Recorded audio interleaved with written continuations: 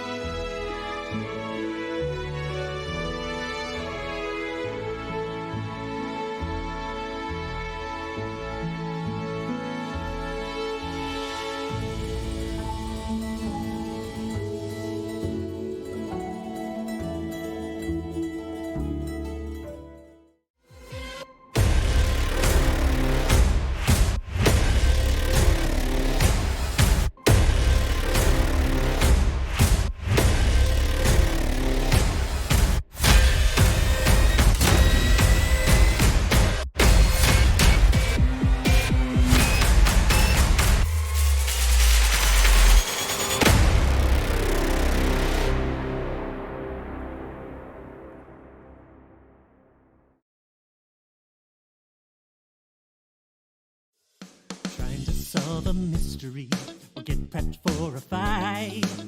Your favorite handful of die-hard dice tonight. Against those high DCs, a 20 would be nice. Please no one's die-hard dice. Need a crit, you gotta roll with die-hard dice. Let's get dangerous. Die-hard dice. Die-hard dice. With rolling scrolls and misshaped spheres, it's so hard to decide. So many colors and designs the Die-Hard can provide. Which ones should I procure? So give me some advice. You need some Die-Hard dice. Oh well, we suggest you roll with the best.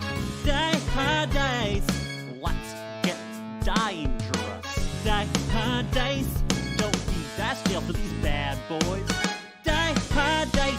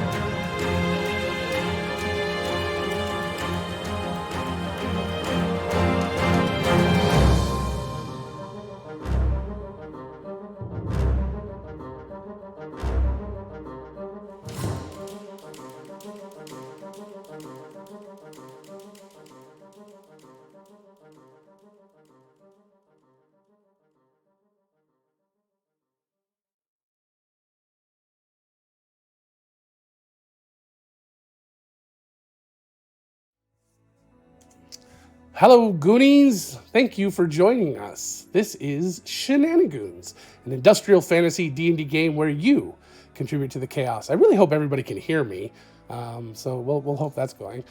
So how do you contribute, you might ask? Well, you contribute with your gold, or money, or cash, or whatever you've got. Above Adelaide, you can see the Emergency Party Fund Tracker, which doesn't... Are you trying to stop me? Oh, okay. Which I was trying to tell stop you you. much. I just found 8 silver in my bosoms. You know. There you go. There's party 1, fund. Perfect. 2. Totally doesn't make me have to stop my teleprompter or anything. So Oh God! I didn't know. I forgot. Kyle. That wouldn't stop me anyway. I tried to slap sense into Kyle, but he is pretty catatonic at this point. Is it because I said bosoms? No, he's been like that since before we started. Okay. He forgot what to do with his hands when the camera turned on. Thank you, you're awesome, 'cause you subscribed. Perfect. So appropriate that Matthew's subscription renewal resulted Plays in a Matthew's Matthew song. song. It's amazing. I love it. It was perfect. Y'all It's remember almost like when the that was the show's only song scripted. we had? It was so great. Like, just random. Oh, fuck you, Logan. That Matthew. No. I'm saying that Matthew, like, when he just put it out there, is like, here, I did this thing you guys could totally re-record, but I just thought it was funny. I went, oh, no. That's ours now. That was amazing. Wasn't it great when Angela didn't? No, I'm saying it was great back. It's a remembering of the good old times when we first started, because we're about to start all over again. So Old Lang Syne and all that. We have 4 more episodes of Goonies here. Oh my gosh, Zach is here. We got a full house. Campaign tonight. 1. We got plenty more Goonies. Oh, We you just got lots of Goonies. Campaign 1's about to end. Anyway, I'm going to get back to my teleprompter. And luckily, I could start it and stop it as I need to. So you can see that this Emergency Party Fund tracker above Adelaide there, which doesn't really tell much, but for every bit donated, I should have capitalized that. Every bit donated, Bonnie will find copper hidden somewhere. Very See, we glad I didn't can do start and that. stop this. No, that was Heather, actually. Heather did 17 months. Sorry. Jesus. We've been doing this a long time. Yep. Oh, we're about to go There's into our like- terrible twos. There's such a Hello, cacophony going on in my Jill. ears right now. Hello, Curly Locks. How are you? Curly locks. We're just getting geared up here. I'm trying to get through my spiel and all these awesome people keep pausing. subscribing. Gosh, what's wrong with you? Yeah. Take it back. Y'all keep being awesome. Don't listen to Yes, him. don't ever stop. No, don't. Anyway, so for every bit that is donated, Bonnie, we'll find a copper hidden somewhere. And then below Merrick, you can see Bonnie. No, I mean, below Merrick, you can see... Excuse me, some- definitely the other way around as far as I've you interpreted. yeah, that's very true. You can see some That other fun canonically options. has never happened. Using the tip this show link below, you can donate $10 to gift a reroll to any player or to the DM. You can give for $15, you can choose one player, and we will spin the wheel of causality, inflicting some random horror upon a player. Got a new subscriber. Yay, Siobhan. Thank you, Siobhan. Welcome to This is what happens when we take a break. Yep. Shenanigoons. We love that you subscribe. May I do love the Disney version. I just came back from Disneyland, so this is just a little bit more of the magic. You really, I thought about this song a lot down there.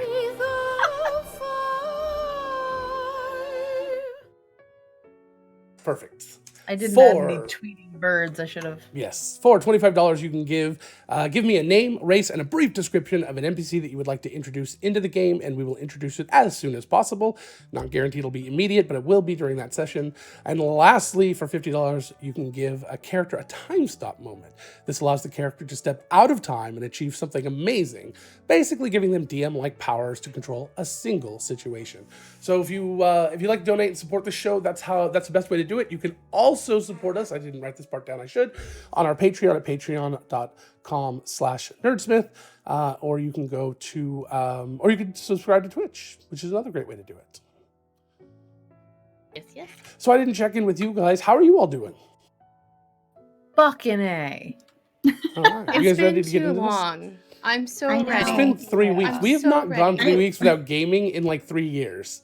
Yeah, Right? I seriously went through a little bit of withdrawal from D&D because I was like, what's happening right now? Yep. My brain was in work mode. I got yelled at. Autumn can attest that I got shamed into stop taking director notes during a dinner. Yeah. Yeah. Grr. Moppy McBopperton. All right. Well, how about we I'm recap? nervous and excited. So, last time on Shenanigoons, the characters were tasked, I don't remember by who, but with the impossible price to secure passage aboard a very fast ship so they would have a hope of catching up with Admiral Seaspray, who is on his way to Lamina Island with the Nexus Manipulator to do something horrible, but they don't know what. They needed to retrieve the coffee mug from the leader of the Iron Roses, the messenger bag from a member of the Ravens, a thieves guild which is no longer around, and the recipe for tomato gravy from the head of the Lotus Pads. After learning that they already had the messenger bag from their dead handler Robin, and trading a little gastrointestinal distress for the coffee mug from Ignatius, Merrick took on the difficult task of retrieving the recipe from his mother, Liara. During his shenanigans, he learned, in the grossest way possible, the long and semi-well-kept secret that Liara and Arthur were in a relationship. After securing the items, the characters met Captain Jasper, who turned out to be a Goa, and he took them through the caverns that he calls home to a floating ship made of the magic material air shell. They discovered along the way that Captain Jasper knows Liara, stating anyone who can gain Liara's trust has mine, and that he has no love for Seaspray. The characters and Captain Jasper then set sail for Lamina Island. And that is where we're at. I just got that Jasper's a stone. God damn it. What, really? That's You real have good. no I didn't idea think about how it. long now. I've been looking at which stone I was going to do that wasn't too obvious. Yeah, I didn't Yes, think of that Zach, until just now. Animal Island. Yup. Yes, Zach, Animal Island. Did you just get it too? Speaking of things not being noticed for a long I time. hope not. No, I'm pretty sure Zach knew. Yeah, he found out during Countless. Yep. Yeah, he's just giving crap to those of us that didn't find out till much later. Matthew. Logan. I'm just glad I wasn't the longest. So. Buttons. Oh wait, no, sorry. Buttons. Who's got the buttons? Got the button? No, you said so until you sew buttons. Understood. I agree. All right, so you are on the ship. Did we ever name the ship? I can't remember. No. I Okay. don't think we think did. so. That's true. Be careful of calling Matthew out in chat. He has power right now. Yeah, Logan. Oh no. Almost like. Way to paint that target, Mike. I was throwing my voice. It was actually Logan talking. Oh yeah, What? but unfortunately, Strangely, I've always wanted to be ventriloquist. I've just never been good at it. but now with the magic of soundboards. Hmm. Oh god, he's gonna have recordings of all of us saying things, and then just look. Weird Nobody how Mike's does. voice Have is you been saying looking that. at my playbook for next season? God damn. Oh, damn it. I have 7 or 8 Yeah. episodes I'm going to be going back to listen to. That's it. I'm playing a Kenku. Yeah, I Make know. your own soundboard. That would be a really impressive way to I do that. considered It'd it take a for lot. Countless. We just got on the ship because I remember distinctly that we were all thrown back as it started moving. Yep. Yes. And Because Bonnie None is of us having were like prepared for it. Some of us didn't make a deck save well. So, Yeah. Bonnie, one of the things you notice immediately is that this is extremely smooth sailing. They're really, I mean, while the wind does sort of knock the ship a little bit here and there is no real issues with like you would have on the water. While there are sails and they do seem to be used, you're not sure that they're the only thing that's propelling the ship. When you're high up above the water, you really can't tell. Once you're away from the shore, you can't tell really how fast you're going unless you spot some sort of landmark, such as a pot of whales or something in the water.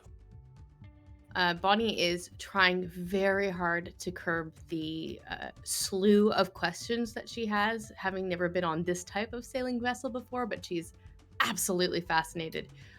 She's trying to stay out of the crew's way, but also does let Captain Jasper know if he needs an extra hand. She's more than happy. As soon as you mention that, he'll tell you to go and speak with the first mate. Who would that be? What is that person's name? Their name is Bartholomew.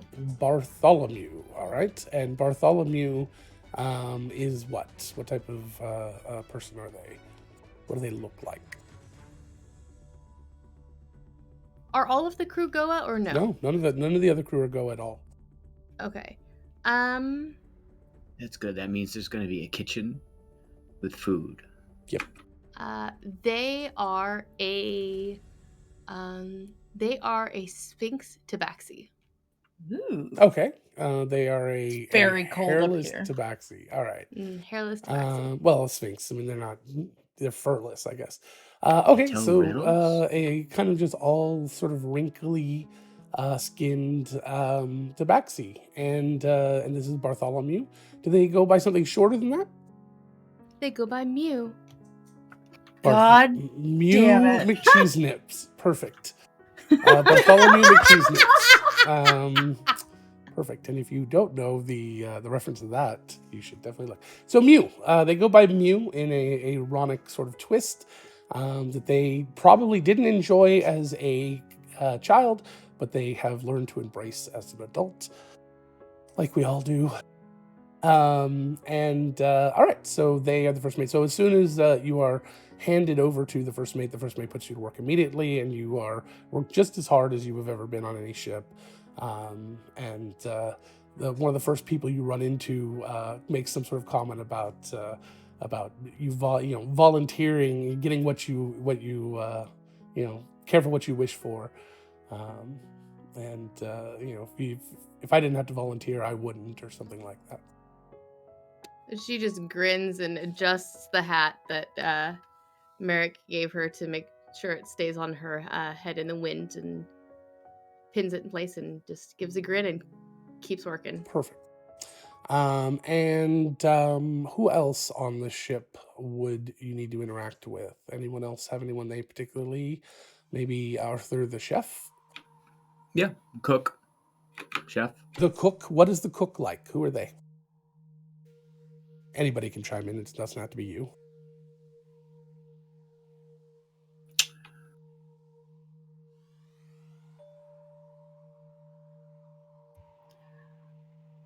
I think they are mute.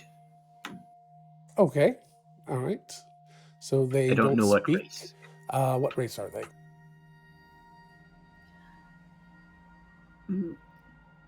Just because of what Chiffon put in chat earlier, suggesting Moshi as a name, the first thing that popped in my head was something like squishy and fluffy, like maybe a penguin Aarakocra. Okay. So a small penguin Aarakocra. He can fly. That He can finally fly. that unfortunately cannot fly for some reason. Nobody's on the boat. All right. Yeah, he's always standing at the front of it, pulling the Rose and Jack. Yeah. And whenever he's not cooking. All right. So he's a small-sized penguin Aarakocra who does not speak, but he does squeak occasionally. And he is named what now?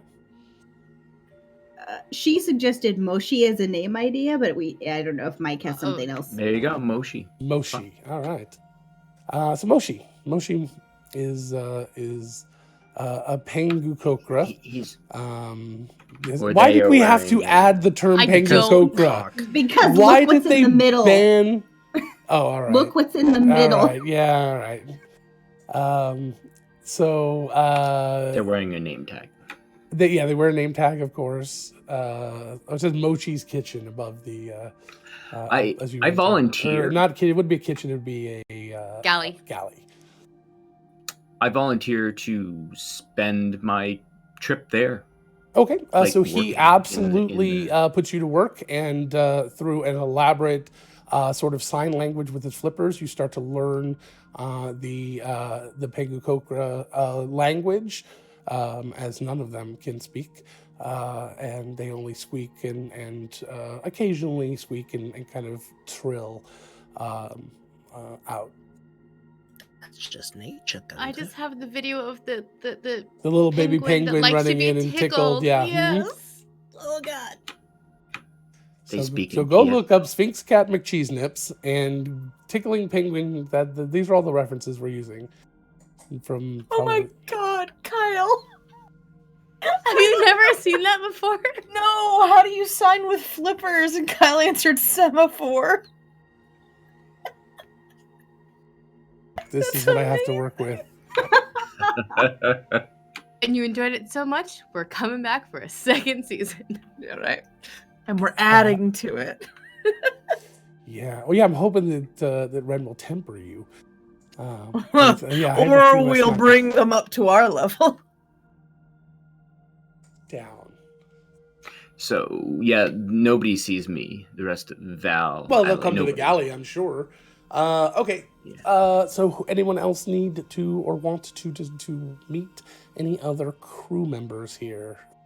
The quartermaster. Besides the fact that I now have to learn semaphore.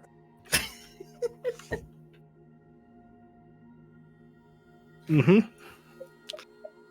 Thanks, Heather. So the quartermaster. Okay. So the person kind of in charge of supplies and the cargo.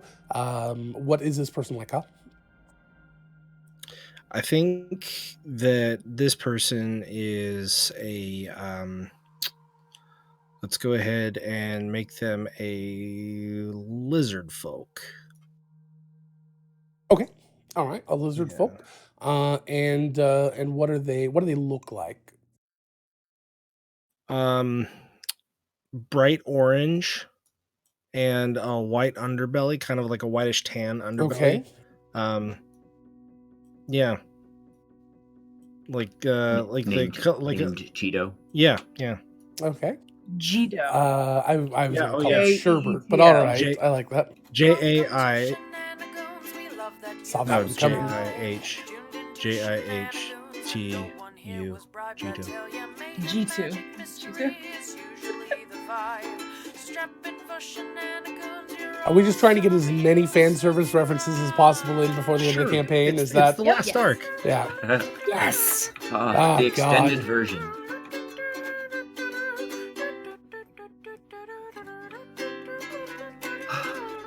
Thank you, Rusty. We will have shorter ones for season 2. I don't know how, but we will. Oh, it'll be fine. We'll come up with it. So, Single verse. same as the first. Four a little bit words. louder and a little bit. Oh, Just you're awesome. You yeah. I don't know that. subscribed." I don't know anybody who would be allow us to make them shorter. Yes. It's It's part of the 50-50. charm. Some people are saying we should make some shorter ones, and other people are saying, no, give us more. Longer. If anyone has seen that Seth Meyers joke where his writers wrote popsicle shtick, which is every time he tells a shitty joke, they try to enhance it with graphics, and it becomes increasingly elaborate to the point where they did an entire Les Mis number with just popsicle sticks. Nice, And it's just no, Seth, it makes it funnier. Come on. I'm nice. just gonna do that. They're just gonna get longer. Wish we had as writers. So So what was the Couldn't name of afford the it. quartermaster? G2? G2, Yeah. I guess. J-I-H-T-U. G2. All right, so G2 is the second brother in a trio. G1, Uh-huh. G1, G2, G2, And G-Tray. G- and J-I-W-O-N. G1. G1. Adelaide Okay. has no such compunctions about not asking questions. Wait, did you guys she's- ship Jay and Cheeto? Is that the ship name? Is that how you came to Cheeto? that's what I thought. Oh, Jesus. I didn't What? mean to, but sure. We Yeah, merged Kyle. Jay and Cheeto into one being. All right. Well, let's get to actually some action. So, all right. So you've so Jito, this orange and white, sort of lizard folk. We'll just leave it at that, I guess. I don't remember what type of lizard it is off the top of my head. He's a bearded dragon. Bearded dragon. That's the one. I knew it was dragon something. I just didn't. But then dragon, whatever. So is the quartermaster in charge of all of the stock and stuff? Is there anything in particular you need to talk with him, or is it just somebody you happen to connect with? Just somebody happening to connect Okay. with. What did you connect with them over? What was it that you have in common? Or maybe not in common? I think maybe he saw me just like it wouldn't have happened right off the bat. I think it was like I'm fiddling with the blacksmith puzzle maybe at some point, and he's just like, "Oh, that caught his eye." I was like, that struck up a conversation. What happened? Medic no. just came on and did a wheel, but we just need to know who the wheel is for. Baby and dragon. Doot, doot, doot, doot. And I'm not quite sure what's going on there. Who's it? As soon as I saw it, I thought it was. I thought it was Matthew for you. Absolutely. too. That's exactly the first thing I thought. Hello, was, medic. Hi, Medic. Thank you for I'm being glad to here. see You're you. amazing. Just let us know which. Oh, was there an echo? Hello. Let us know which one of the players you want to afflict with your wheel. It does have some of the newer stuff on there, and I've limited it so that we only have. So we're less likely to get a lot of similar things over and over and over again.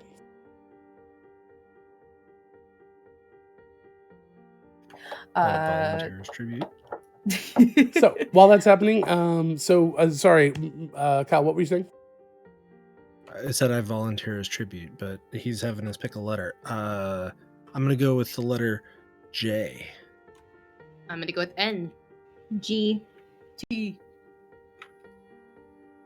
Z. Ooh. So while we're waiting for the results there, how were you connecting again with this person? I'm sorry. I was playing with the blacksmith puzzle, or Oh, Merrick okay. was playing with the blacksmith puzzle, and he just happened to see it, and it caught his attention. So, like, just started talking about it and how weird it was, and that was kind of cool, and just connected over it. All right. Since not a lot's going to happen that first night, he will he will take, you ask if he could play with it for a little bit while you guys are chatting, and he goofs around with it. He's going to make something very, very strange that nobody would have thought you might turn this puzzle into, something that relates to either Jay or Cheeto.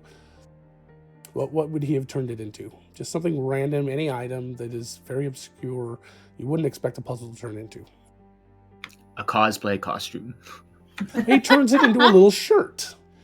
He turns it into a little shirt, and it turns into a tunic. And this little tunic, he then puts on as kind of, or you can put on. Would you rather put on, or did you like him to put it on? Is it like a fabric tunic, or is It's it a fabric chainmail? tunic. No, it's just fabric. I give him the option of trying it on. All right, but, so he I'd be just willing to. instinctively kind of starts to pull it on over his thing. Say, oh, that's kind of neat, and he starts to pull it on. And as he pulls it on, it just completely vanishes, completely blends in with his skin. He kind of like, he's like, oh, that's really amazing. Gets really excited about it, and goes, kind of pointless. And he kind of like puts something underneath it, like a necklace, and you can see the necklace through it. And there's absolutely no.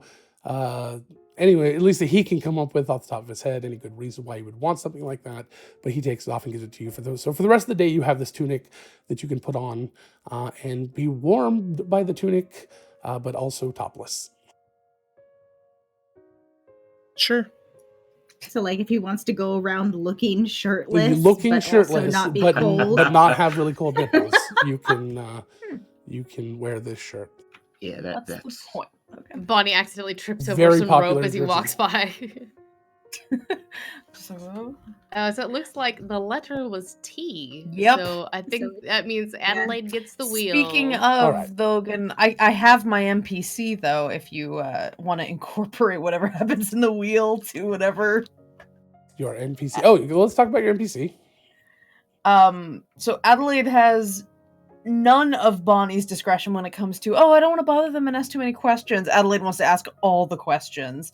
So she asks if she can go speak to like whoever's working, like, is there an engineer or someone working the ship itself? The Is there captain anything is like the that? one who works the ship itself. Okay. So if you'd like to talk But- with the captain, that is one of the things that's going to happen. So we're going to hold on to that.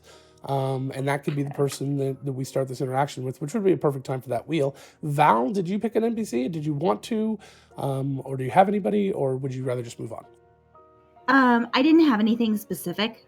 I So could what- create something if I need Yeah, to, that's but I fine. didn't have anything specific thought out, so we could just move on. Let's to move keep on for things now. going. So let's get this wheel taken care of, and then we will get right into discussions with the captain, who will probably be the most interesting person you talk to on this trip. Also, the person that probably has the most relevant information and experience as to what's going on in the story. But let's get this wheel thing done.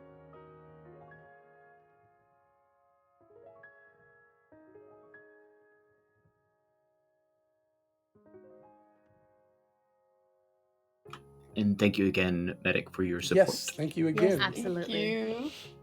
Spin that wheel. Merely queerly. Query. Very Ooh.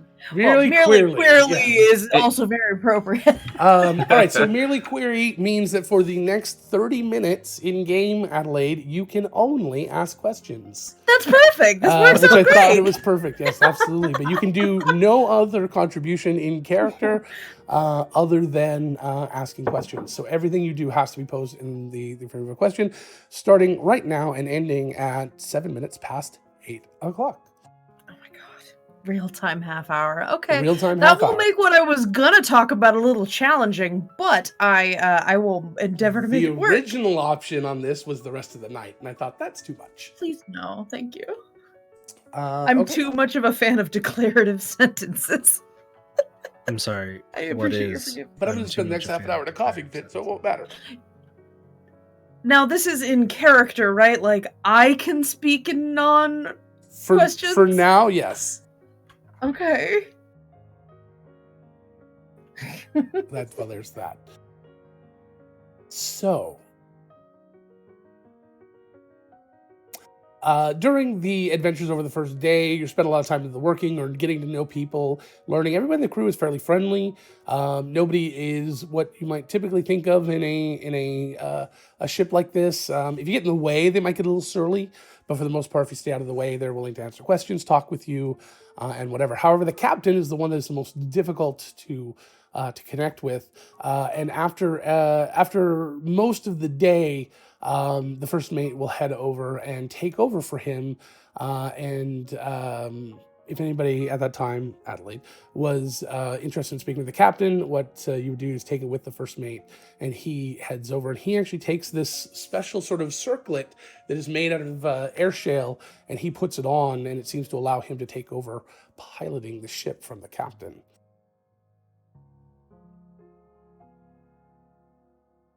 Who was it that put the circlet on? The first mate. The first mate. Did we have a description of that person or no? Bartholomew. Yeah, That was that's Bartholomew. Bartholomew. Okay. It's All right, thank you. the I forgot who he was. the hypoallergenic kitty. Then Adelaide will kind of sidle up to Bartholomew and wait, we're getting the opportunity to speak to the captain right now because he's you not, are specifically to he's begin not with as navigating. he Okay. makes his way from here down to the galley. And at that point, he'll meet up with Kyle, and the rest can start trickling in. Captain Jasper, would it be appropriate if I asked a few questions I've been holding on to? I have no idea what he sounded like, so we're going to make something new up. And that's I think he was just polite. he was polite, but he was also a little gruff. Sure of sounding. himself.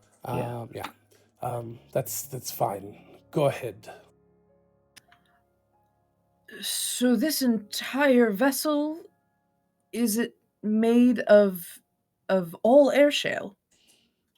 Well, he knocks on some of the wood shelving and things. Not everything, but everything important, yes.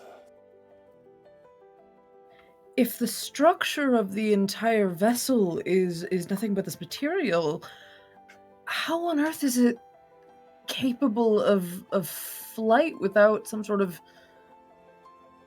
Have we noticed any propulsion or anything, or is it just wind carry? If you've spoken to Bonnie yet, Bonnie will say that the wind is helping, but it is definitely not all of it. Okay. How is this staying in the air? Will. How's that? Through my will, it stays in the air. Through the first mate's will.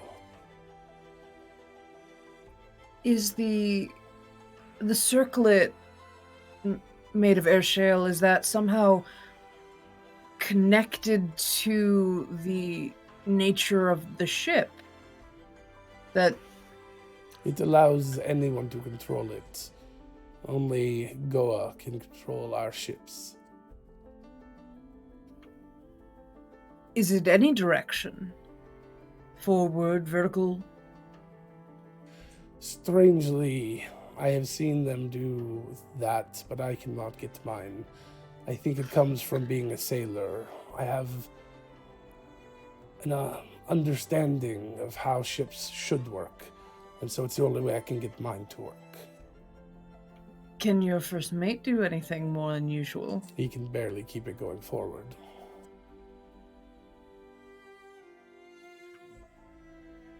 She holds back the urge to ask a very specific question regarding trying, but she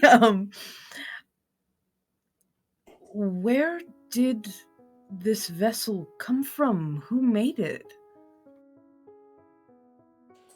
This one was made by our artisans.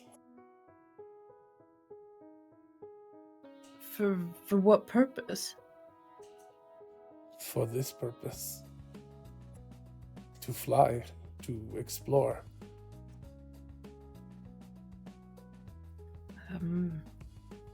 It was not made for me, if that's what you're thinking or wondering.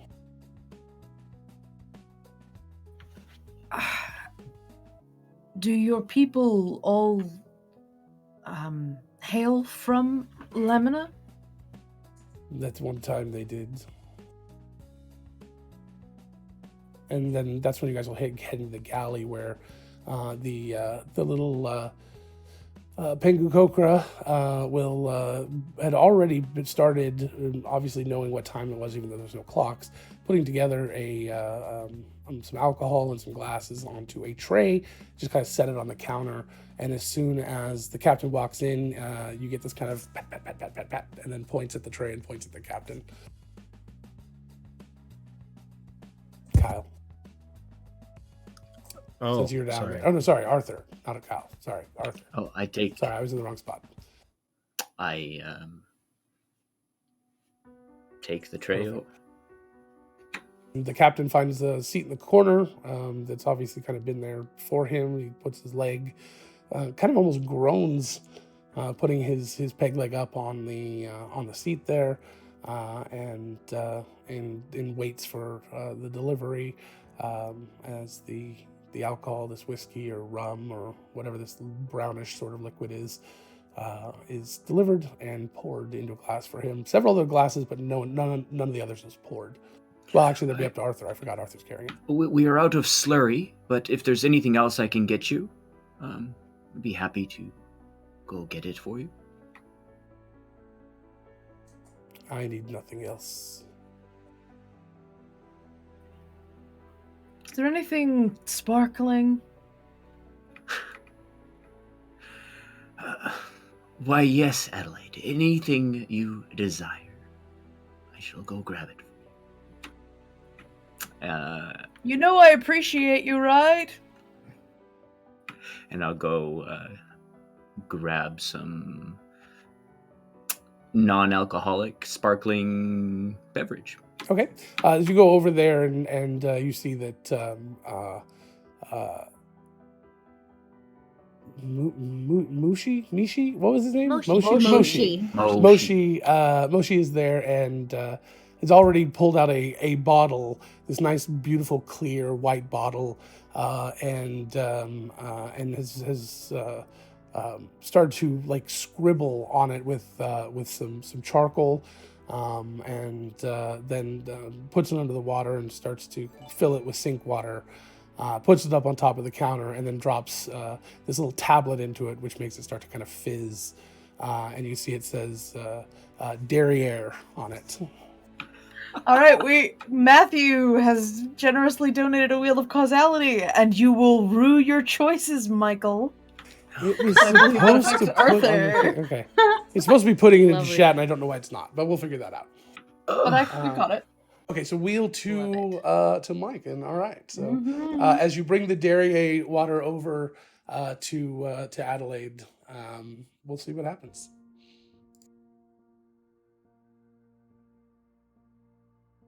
Wheel of causality. Turn, turn, turn. Isn't Derriere Go, just madam. whipped cream? All right, roll me Oh, a no. D100. Oh no. Oh, Oh no. Oh I'm frightened. no. I'm afeared. Winston's returns. This could be very bad. It was a 10 and a 1, 11. All right, so 100 minus 11 is 89. So little tiny things start to kind of scurry out around the corners of your eyes as you look down, though you don't really see anything. As you deliver the Derriere water over to Adelaide, all of a sudden, Adelaide, as you look up, floating behind Arthur are these little tiny sort of almost furry creatures. Like they've got this little like sort of pink fur kind of coating, this little dome-like top, and have these long sort of appendages hanging down. Almost look like sort of 8-legged floating rats. Adelaide just kind of peers Thank over you, the her. Gilded Troll. Adelaide sort of peers over her drink, and in her restricted speech pattern, she goes, "What the fuck?" What? I brought you what you wanted? And Arthur, do you? at this point, the rest of you will walk in as well. Arthur, why are there little There's only pink one right floaty now. things? It's adorable. What is that? What? As you turn, you can see it. I get a Kinda closer look. Bumps into your nose. It's Can kinda I see what it is now? When I'm, yeah, it looks like a little furry sort of rat-like jellyfish. But it's pink fur. It's like, this is super cute. They may look cute, but for everyone you see, there's 100 more. 100? Can you eat them? Are they? You can try. They don't taste very good, and they smell awful. What It smells is fine it? right now. It's a flurf. Flurp? Oh, They kind of look like a flump, but They're a distant cousin. Huh. twice We have them on Lamina. Are there many creatures like this on Lamina? Well, there's many of these, yes. Should I be worried? Oh, yes. It seems to have been... Hmm. well, did it touch you? Did you let it touch you? It just booped me on the nose. The pheromones. Just then. The pheromones? Adelaide casts Mage Hand, and with like just its index finger, the Mage Hand just boop, like tries to push it away. And it just starts from like Arthur. floating away, like it can't even control it. It starts to go upside down. Oh no! Well, it is Are you- kind of are you- cute, but now what do you mean pheromones? Now And then I'm all of a concerned. sudden, it kind of shakes a little bit and boop, turns into two. Everyone knows I didn't do that, right? And I lift my hands up, and the Mage Hand also. Well, maybe they can help me in the kitchen. so Wait, what? is it something we should be concerned about? Is it like an ooze? Is it No. always going to multiply? They do that occasionally. So one of them floats over and kind of lands on Arthur's hair and then like immediately changes color to blend perfectly in. Adelaide Oh, moves that's the so Mage Hand neat. over to like brush the top of As you Arthur's brush head. the top of to kinda, Arthur's like- hair, 7 of them appear and start to scuttle away from his hair. Oh no. my god. Those are. None of this is my Oh. fault. You know that, right? The captain just takes a sip. This reminds me Um. of the time that one of my cousins kept putting shampoo into my hair while I was in the shower, and I couldn't rinse it out. It just kept coming. It just kept coming. Well, I'm going to name them all. I will no. be right back. But if Where one do you turns go? into two, Back into the kitchen. Just All right. As you turn and start to head that way, behind you there's a silhouette of you that nobody could see before. That is all of these flumps. They start to break up and follow you. So there's probably 5 or 6 dozen Oh in the air at this my. point. That Oh is boy. problematic. when will So- it stop? You think? I mean, they're adorable, I've but seen them follow men for ages. So as he's when walking away, he's like, "Oh, I wonder what Liara's gonna think of this."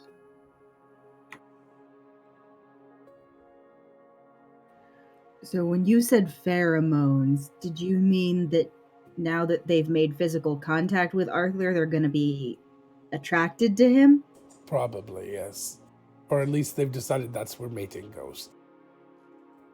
oh, Well, yes, Arthur has recently decided that he is where mating goes.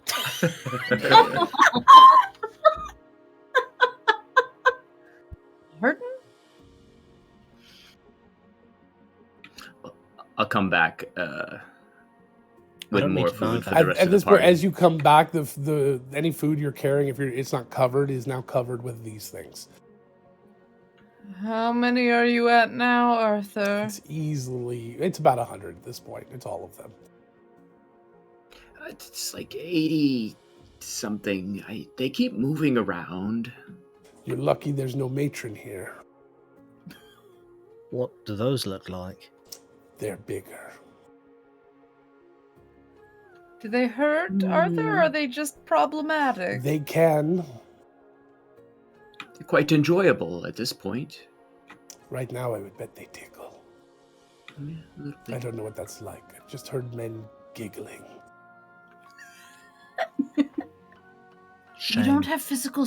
Adelaide immediately turns back to Jasper. You don't have physical sensation. Not in the same way that you do. We have some. At least I don't. Even with the... And she kind of points at the bonsai tree that's like growing out of him. That doesn't have any sensory effect or anything like that? No, it absolutely does. It's where all of my sensation is. You might say, and he puts his peg leg up on the table, I've got wood. Bonnie This seems to be a dies. funny She's joke to people. I laughing. don't understand it. She's like holding her sides bent over and cracking up. See?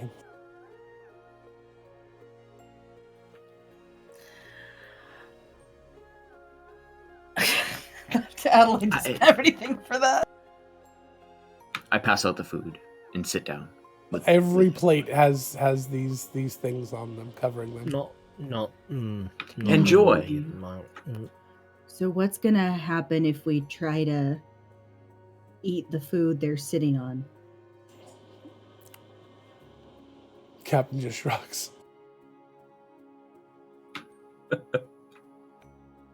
Since I don't eat, I don't... Never tried. And he takes a sip of the brownish liquid he's drinking.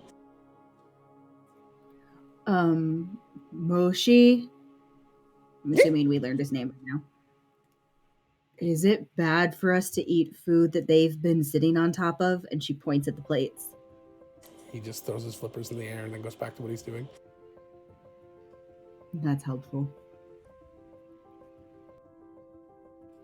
I'm game to try anything at least once. And Bonnie just kind of gently, very gently, without touching if possible, shoos the flurps out of the way and then takes a nibble of the food. Okay. So yeah, the flurp will just take whatever bite they have and just kind of let you tear them away gently, and they continue to munch on whatever they took with them as you then start to eat your food. It's fine. She'll actually separate a little of her food off to one side so they can have at it and not bother. As you do that, two of them start to fight over that morsel. She cuts it in half. And then they split into two each, and they each start fighting over it. Okay, no, I'm not playing that game.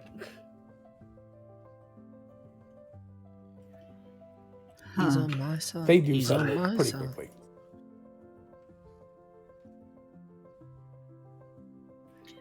All right. Once she sees that Bonnie's not suffering any effects of being like poisoned or anything by eating this food, Val will start doing the same thing, just very gently kind of nudging the flumps off the food, or at least whatever part of the food she wants to eat. Okay. Adelaide just has her mage hand kind of holding them back. Hey. They start floating back towards, like... About how long until we arrive on Lamina? 3 more days. We should Any sign arrive of- a short time before them. Any sign of a ship? Depending on which part of the island they're going to, I don't know where it will be.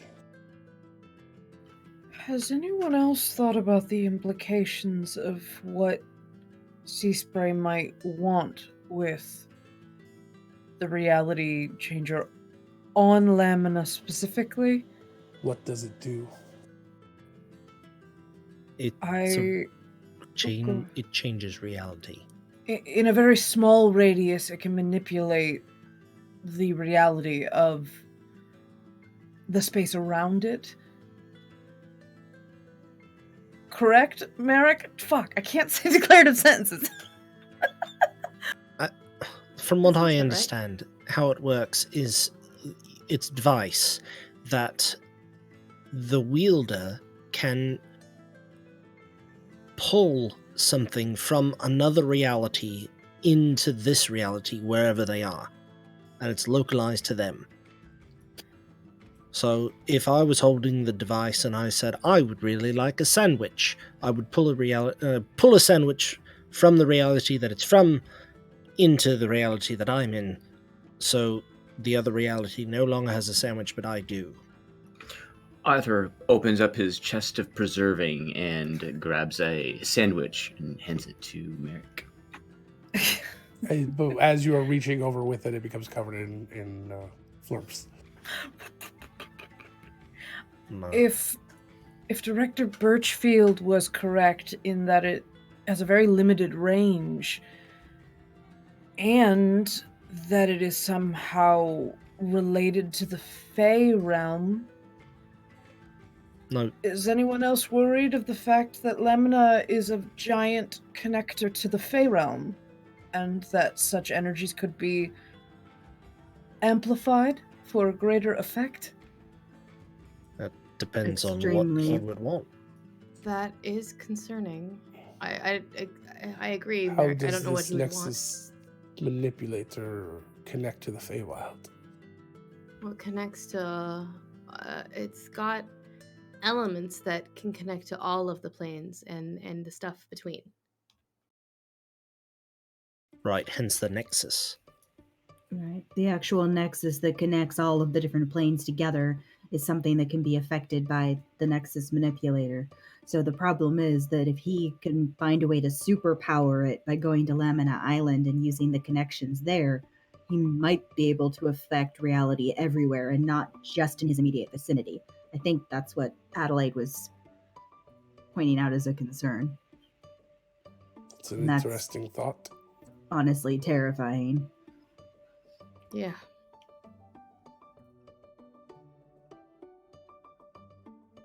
Oof.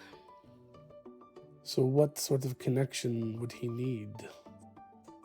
There are lots of places connected to all sorts of realms. There are doorways into the elemental plane of air or fire or water on Valdara, so why would he need to go to Lamina? I don't know. Is there anything there that amplifies connections to planes? What else can Airshale do? Lots of things, but nothing like this that I'm aware of. Can it do anything to strengthen magical connections or anything like that? If it's refined correctly, but he won't find much of it there. Not like that. It take months if he knows what to do with it. And my understanding is most of your people don't. Isn't it possible we can beat him before he reaches the island? We will beat him to the island, but I don't know, until we see his ship, I don't know where he's going. It's a very large place. And are we doing anything other than just confronting him?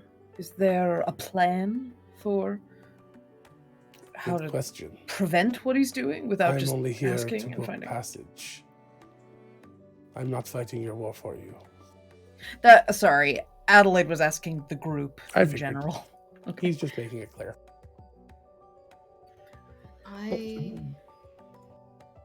Is it possible that Sea Spray knows what Airshale can do?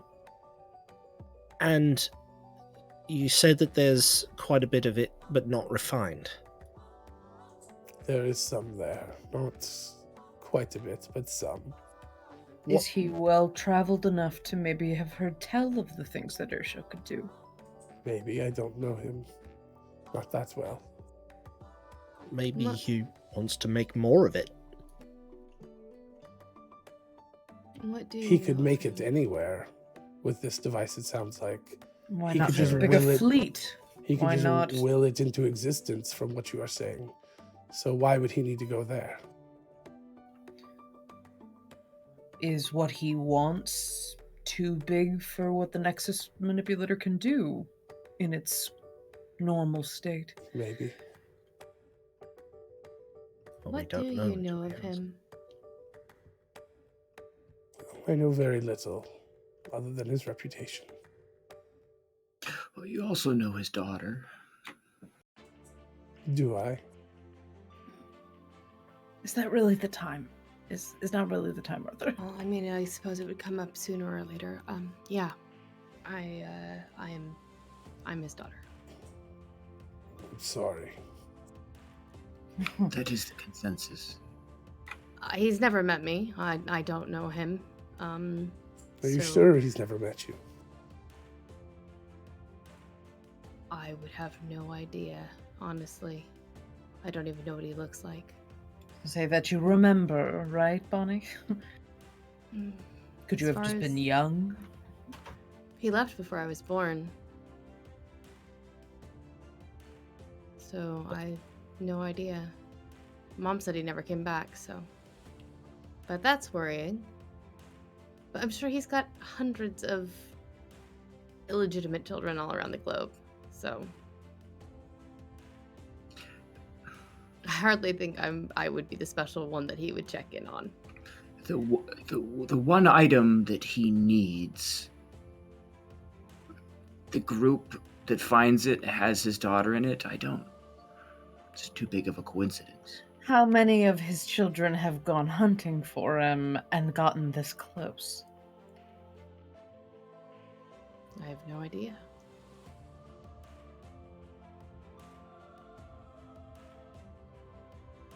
So, Captain Jasper, what experience do you have with sea spray? What is your particular issue with him? I know his reputation. I know that he's willing to do whatever it takes to get what he wants. And what does he want? Good question. That's the question. I don't know anymore. It used to be Rich's a beach, someplace to call his own.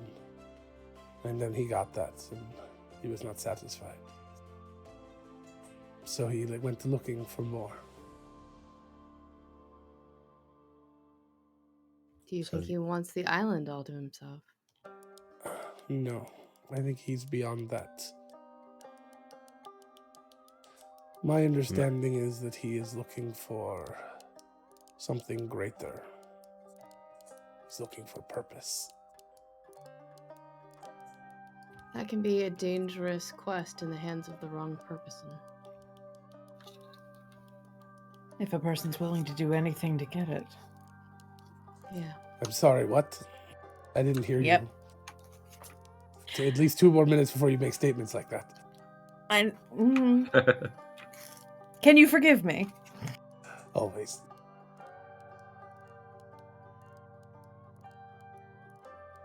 I don't really know hurt. if confronting him as his daughter will do anything. I don't know if even bringing up our relationship would give him pause or if he would even care. Do you remember what we talked about, Bonnie? Yes. How Yep. do you think he needs to earn that first? I think so. Well, maybe he just needs a hug. What about a swift punch to the gut? I like that one better. What's the most effective order of those two things? Punch him, tie him up, and then while he's not able to do anything, you can hug him. That seems Sexy. no. Pardon? Again, is now the time, Arthur. I drifted off. I am so sorry. Just staring into nothing, going sexy. All the flirts have made a little sexy woman out silhouette and are dancing. in front Liara's of Arthur. silhouette out of nowhere. Merrick in the back of his mind, Mom? That's enough, that's enough. Break it up. So, Dad from Holy Grail. forgive the change of subject, but how do you know Liara? I'm curious. Liara helped me get that which was most precious to me. Is that the ship? Aye. She is extremely talented at what she does. But so is her son. She she gave smiles at me Merrick. the information I needed and the means. And now a recipe. I already had that. She said someday she would need a favor. Did she call in a favor for this?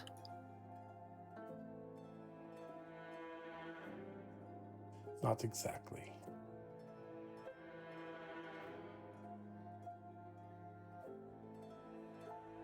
It's 11:08. Declarative sentences. Well, whatever it is he wants, it's not good. That I know.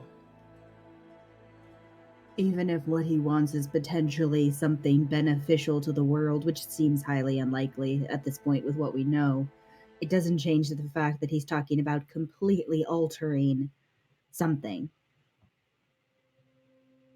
And if he is trying to superpower the Nexus manipulator by going to Lamina, then he's trying to change a lot of things, and that's not good.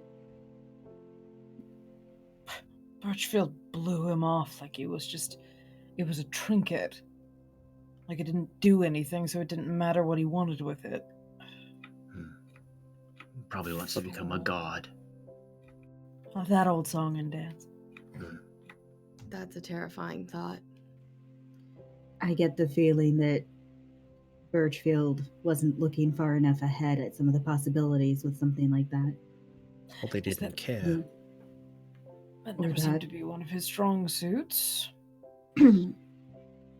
He's had so much power for so long that it probably didn't occur to him that anything that he had no interest in could be worth something to someone else like that. Well, if he wasn't involved with what happened to Robin, he didn't think about that. Someone maybe trying to... The whole thing seems... untenable, now that we've got just somebody running around with the very sort of objects that we were supposed to keep under lock and key. Or destroy. Well, I mean, couldn't we just circumvent this entire thing by dropping a rock on him from way up here? Well, and Adelaide just sort of motions to the boat itself. We're kind of already on one. The captain does not look amused. What would it break? I Tongue in cheek. don't think. We could just sink the ship. Would you excuse me? You'd have to think I find need it some before air. he landed. Bonnie stands up and kind of nods to everybody. Sorry, I think I just need a little air. And she walks All right. out onto the deck. I just look over at Merrick. So is Are the you captain. gonna go, or should one of us? No, I'll go. Try not to sound so enthusiastic. Well, no, I know where I'm needed. I just think that I might have opened my mouth and inserted my foot to create this particular instance. Not so the only one. no, It was probably me. I mentioned the father. Sounds Sometimes- like this is a common occurrence for you. Saying the wrong thing? Yes. I was mentioning speaking the of- father's going to be more often, I imagine. I was speaking of Marek's foot.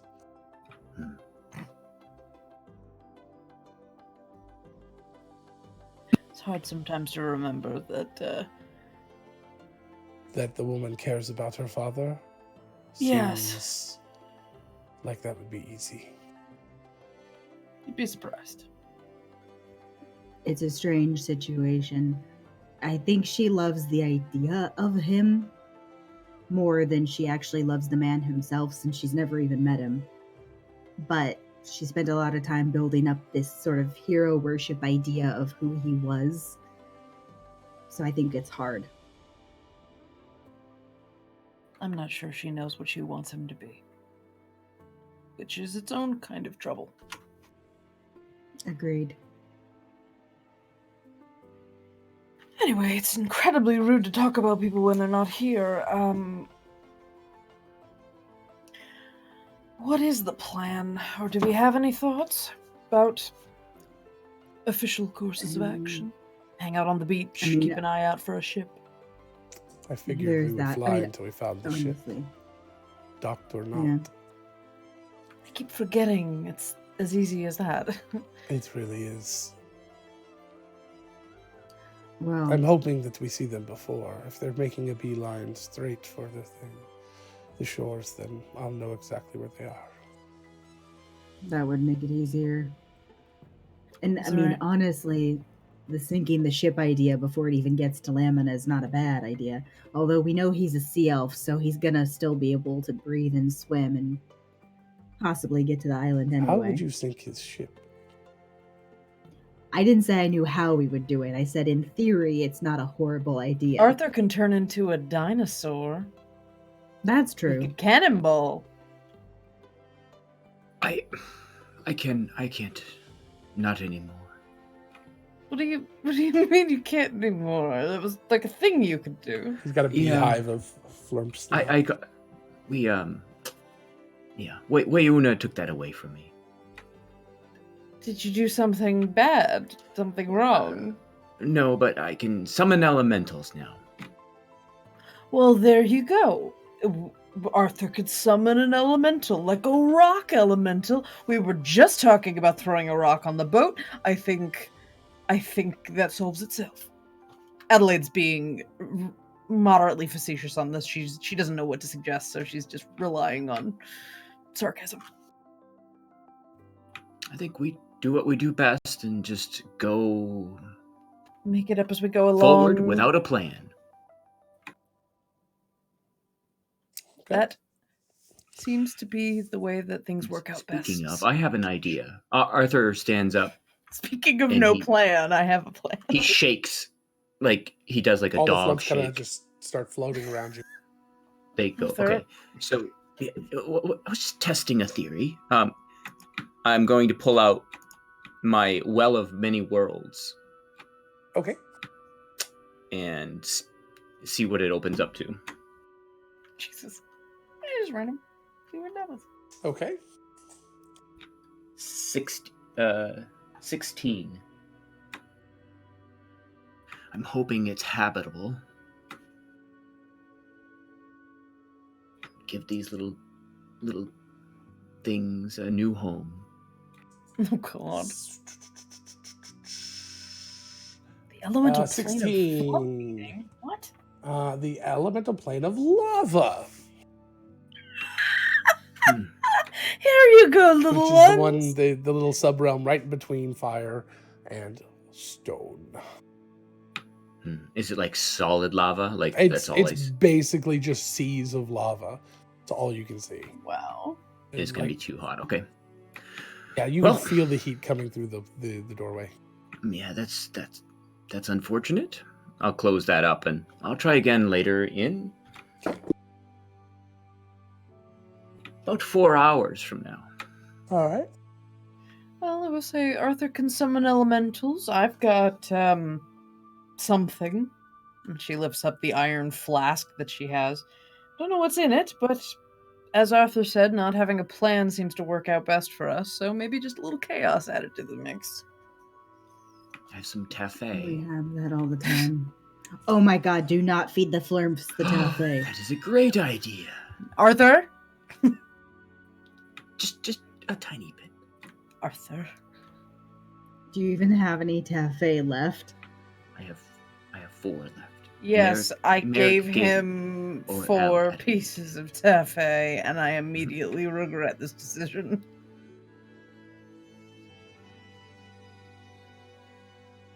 Are you feeding them? Okay. Oh god. I can't resist. roll a percentile.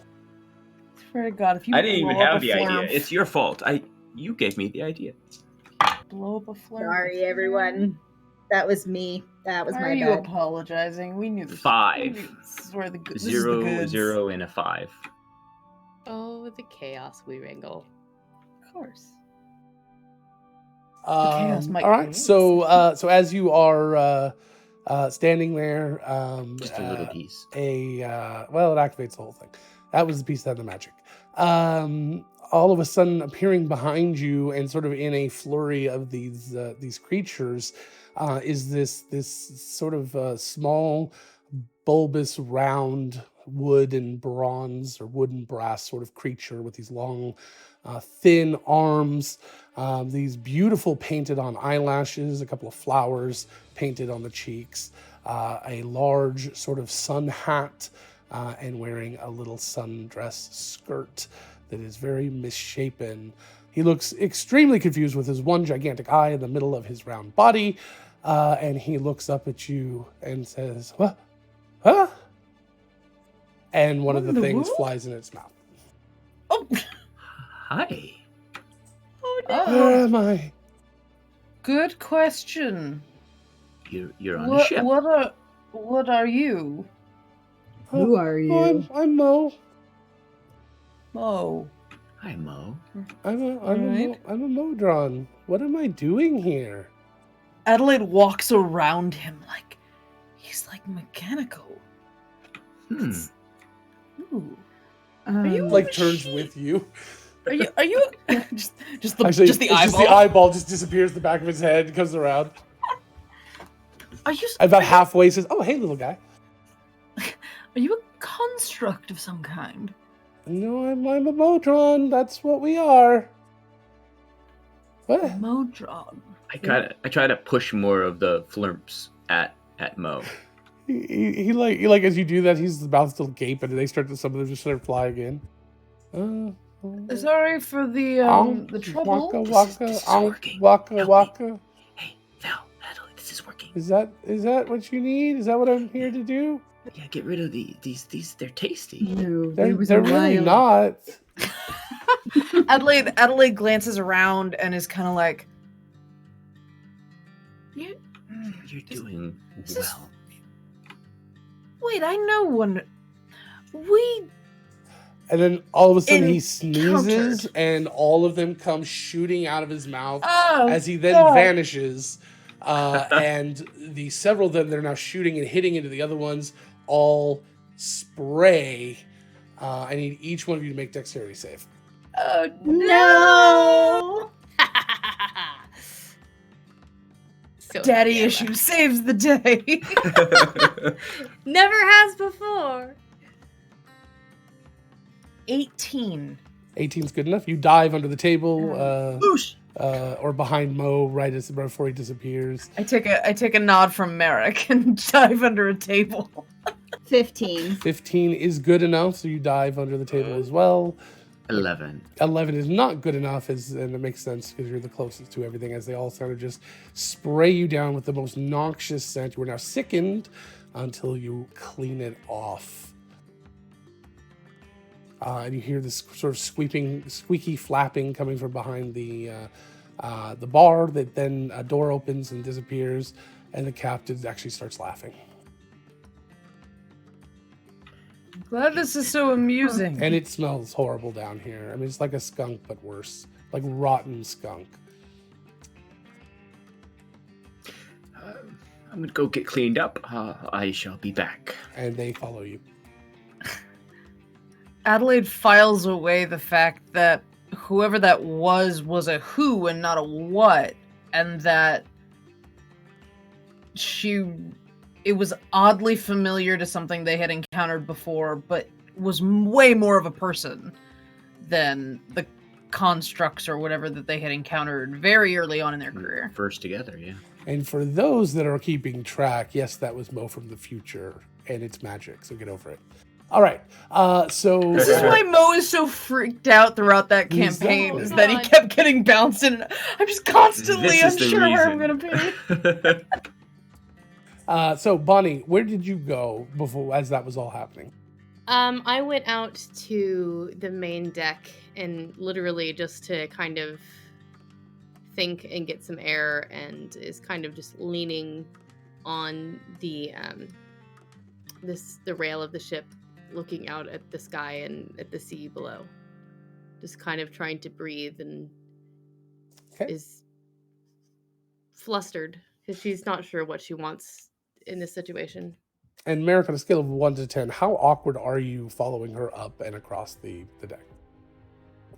Let me pantomime, and you can decide. Perfect. You can decide. Okay. Be great for the podcast. Mm-hmm. So I will describe it as I physically do it. So a 10 So on that the way we awkward have scale. Perfect. Go for it. Yes, a best of both worlds. So Merrick walks out onto the deck and sees Bonnie, and he immediately tucks his hand behind his head and like leans as though he was leaning on his elbow, and then just kind of moves forward until he is standing at the railing that she is standing at. Jesus. It's definitely enough to get her to chuckle. Hello, Rico. Rico.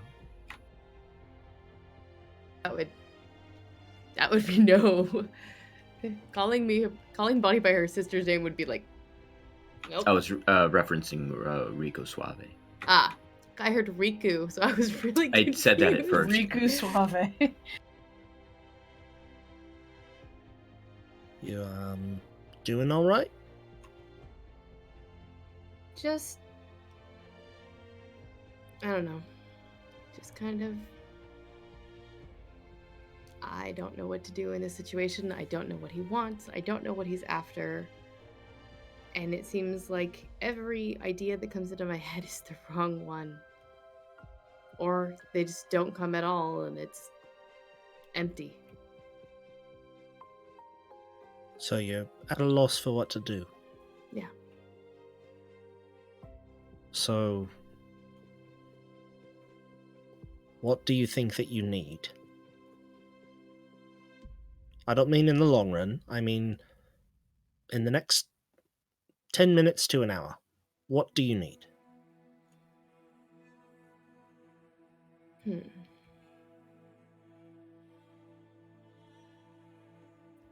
She closes her eyes.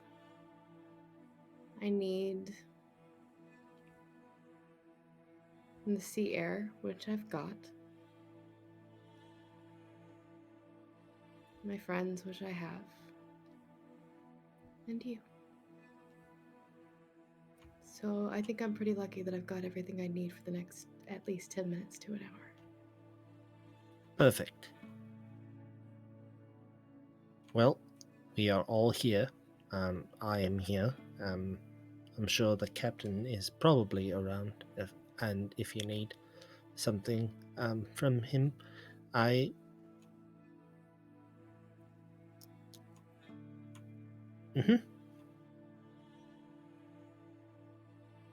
Thank you, Mary. I just have to figure out how to reconcile 18 some odd years plus of build up in my brain to what he actually is. I mean, let's be honest, I have rumors and reputation and stories that my mother has told me and what he's done to my sisters and this possibility of unmaking or remaking the world, and I don't know where truth is and what is fiction, and I don't even know what I'm hoping is real. Or if I can hope. Then don't. Wait to see what's real when you see it for yourself.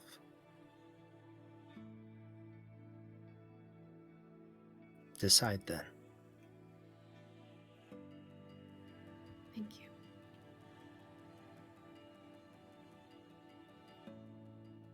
She squeezes his hand. He squeezes her butt.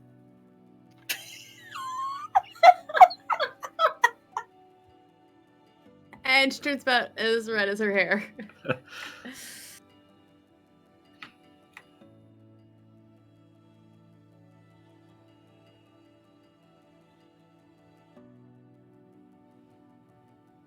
I guess we wait and see what's real then. And hopefully we see a ship soon. I promise to not drop anything on a ship. Thank you.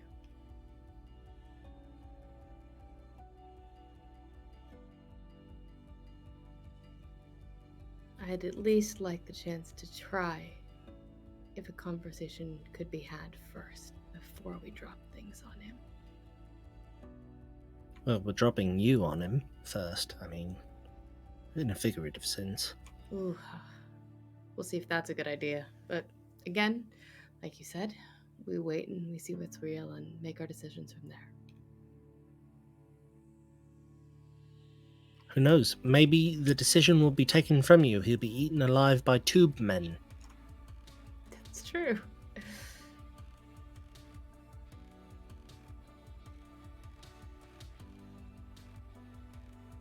That is very true.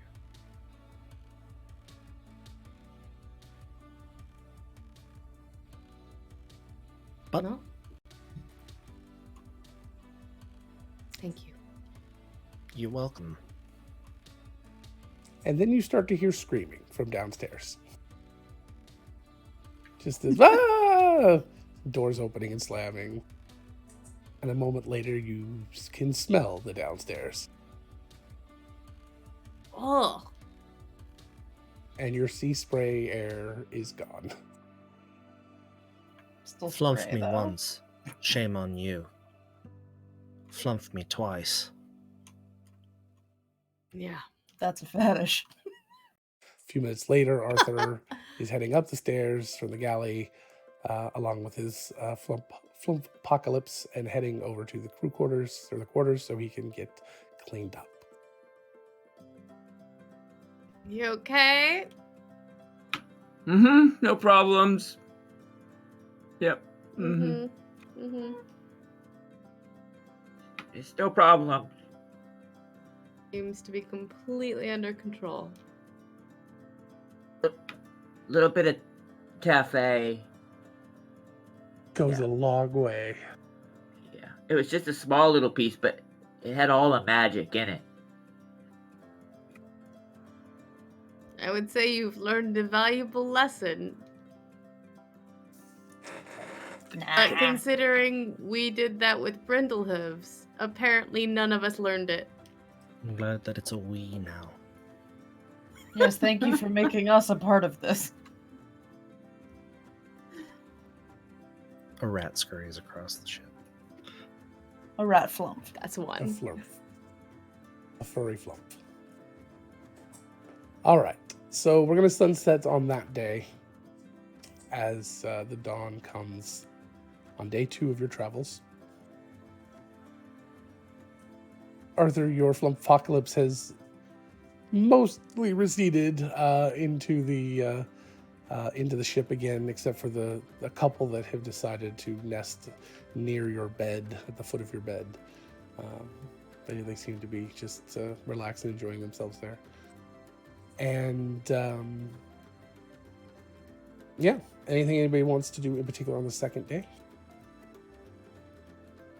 Bonnie just throws herself into work. Okay. because it's About a way to keep her mind halfway off things. through the second day,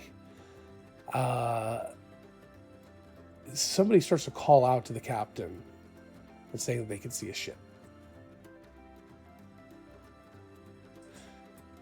And a little while later, as people make their ways to the edges of the ship, you can see down in the water as they start to lower. Becomes a little speck off in the distance without spyglass. But after a while, you get closer and lower. You see that there is a ship in the water. It looks like it's adrift. The sails are all down, and there's nobody you can see on deck. It does look like Sea Spray's ship, at least what you've been described of, and it's sort of drifting in the water a little bit strangely. Maybe Bonnie, you think it might have taken on some water or something? Just seems to bob strangely as the water is around it. How high up are we? Right now, you're maybe 250 to 300 feet. They've come down Okay. quite a bit. I'm gonna snap and Actually, you're probably more like bring- 600 because the ship's mast can be, 80, 100 feet tall. I'm gonna call Telemachus out, Okay. and the hawk comes out, and she tells everybody that she's gonna look through Telemachus's eyes and send him as far down as he can Okay. for her to be able to see. I think it's 300 feet for her to be able to see through I his think it's eyes, 100 and is it 100? 300 might be the telepathy or something. I don't know. There's another. Even if it's 300, so you can get about halfway there, and you start to see the ship a little bit clearer, obviously. But again, you can't see anybody on deck. You don't see any movement. And yeah, the ship seems to bob strangely. It's 100. Can't see anything that could indicate what happened or the No presence of any damage to the people. ship, no damage to the sails, nothing. It's you do see the name of the ship, which I don't remember if we named Sea Spray's ship, but it's whatever the name is. Let's name it. What is the name of Sea Spray's ship?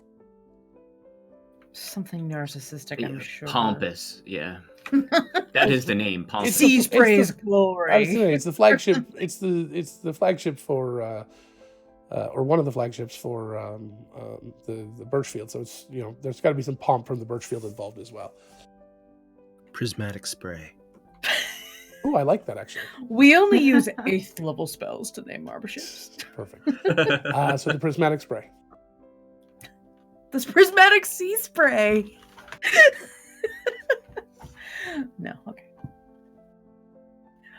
Was he taking his entire fleet, or was he just taking one ship? Just one Do ship. we know? That's what we were told was just one ship. This was Sea Spray take going. It was not a Birchfield thing. Adelaide calls Telemachus Not back every ship could make this and trip. and kind of blinks back from looking through his eyes. Do you think maybe they've already gotten off ship? Were the lifeboats deployed? Lifeboats are there. Everything looks normal. Yeah, they were there. Or they were still there. We're barely halfway as the captain approaches. I doubt What they. I mean, What's- we've spent time underwater. What if there was something they were looking for under the surface? The entire Is- crew? Is the anchor out? Nope. No. What if Oh. they're using the manipulator to make it appear that they're dead in the water? Throw off the scent of anyone who might be following. Can you detect that type of magic? Maybe Adelaide's. How safe do you think it is? And he looks at Bonnie. I have no idea. Then it will be exciting. And he starts to command the ship to go closer. And they get down about 150 feet above the ship, above sea level, and maybe 50 feet off of its port.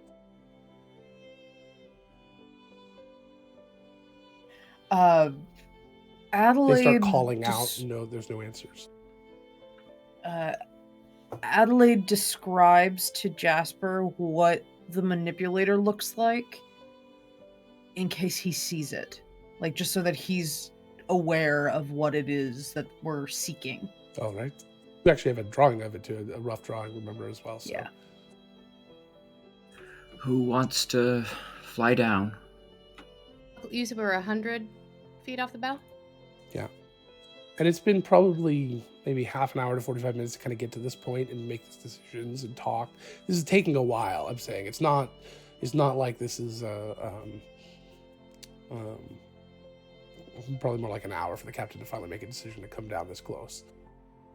Bonnie is going to grasp the hilt of Azure Edge, her sword, and kind of take a deep breath and try and use its ability to sense non-lawful creatures within 120 feet of it to see if anything pings on the ship at all. You're not that close. Remember, you're 150 feet above. Oh, I thought you said So- 100 feet. Okay, sorry. Yeah, so... Bonnie, But if would you like want to to get fly closer, down? Captain will. He's I got to wouldn't ask. mind getting a little closer. Okay, so the captain But, will bring you down around 20 feet off the water, just above the swells, and about 50 feet away from the ship itself, or about 40 feet away from the ship itself. So that would now encompass pretty much the entire ship.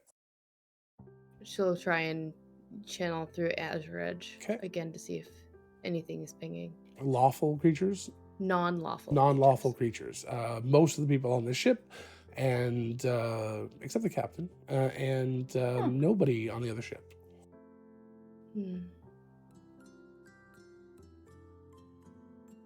They're Try to very, get very lawful. I could try to get a little bit of a view. Please. Okay. I know we're losing time because of this. I'm sorry. No, it's strange enough. I am going to. Okay. It does not seem to indicate that flock of familiars all need to be the same type of animal. It just says they have to be the same type of creature, celestial, fiend, fae. I don't know what this is, so.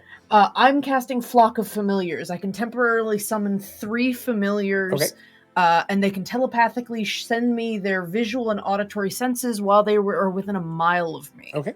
So I'm going to conjure another hawk, an octopus, and a cat or something. I thought it said they had to all be the same creature. It says they all have to be the same type: celestial, fae, or fiend. Oh, I see. Like, Got it. it's Okay. specifying the type of. All like right. it doesn't seem to indicate they all have to have the same form. Sure. Got it. I see what you're saying.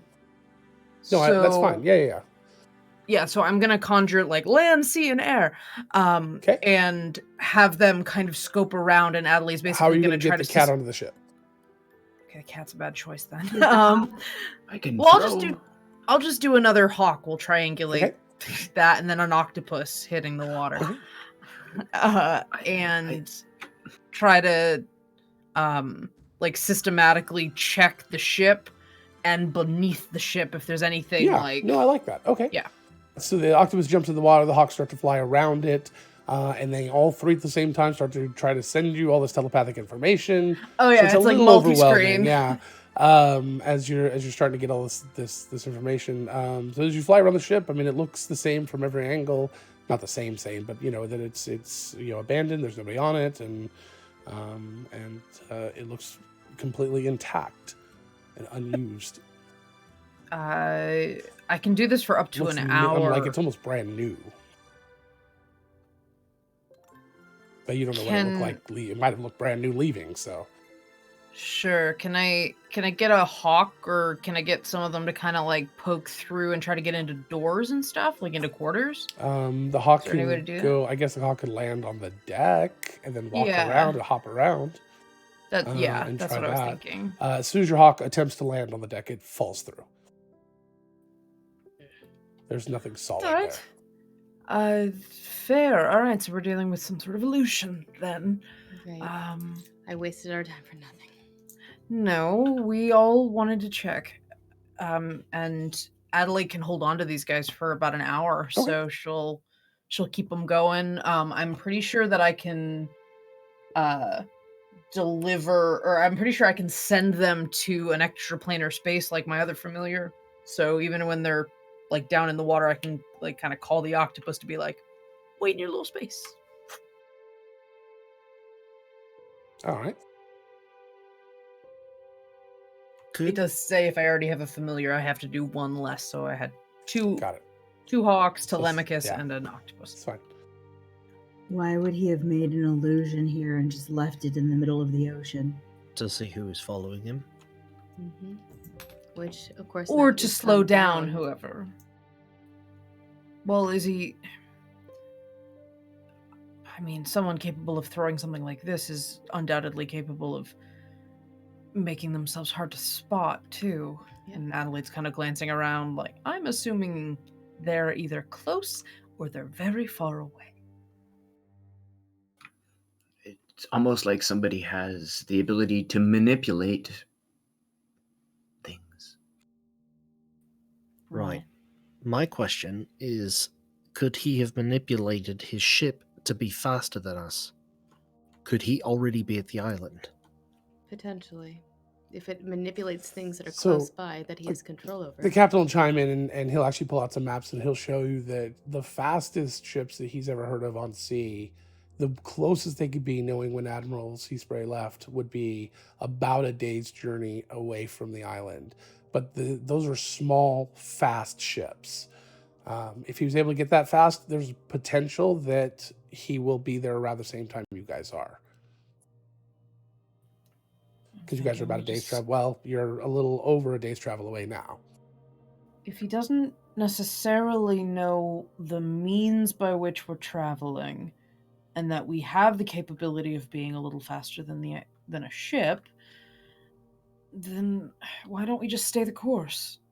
Try to beat him there, or at least get there when he does. And we know we have the amulets to help us from being,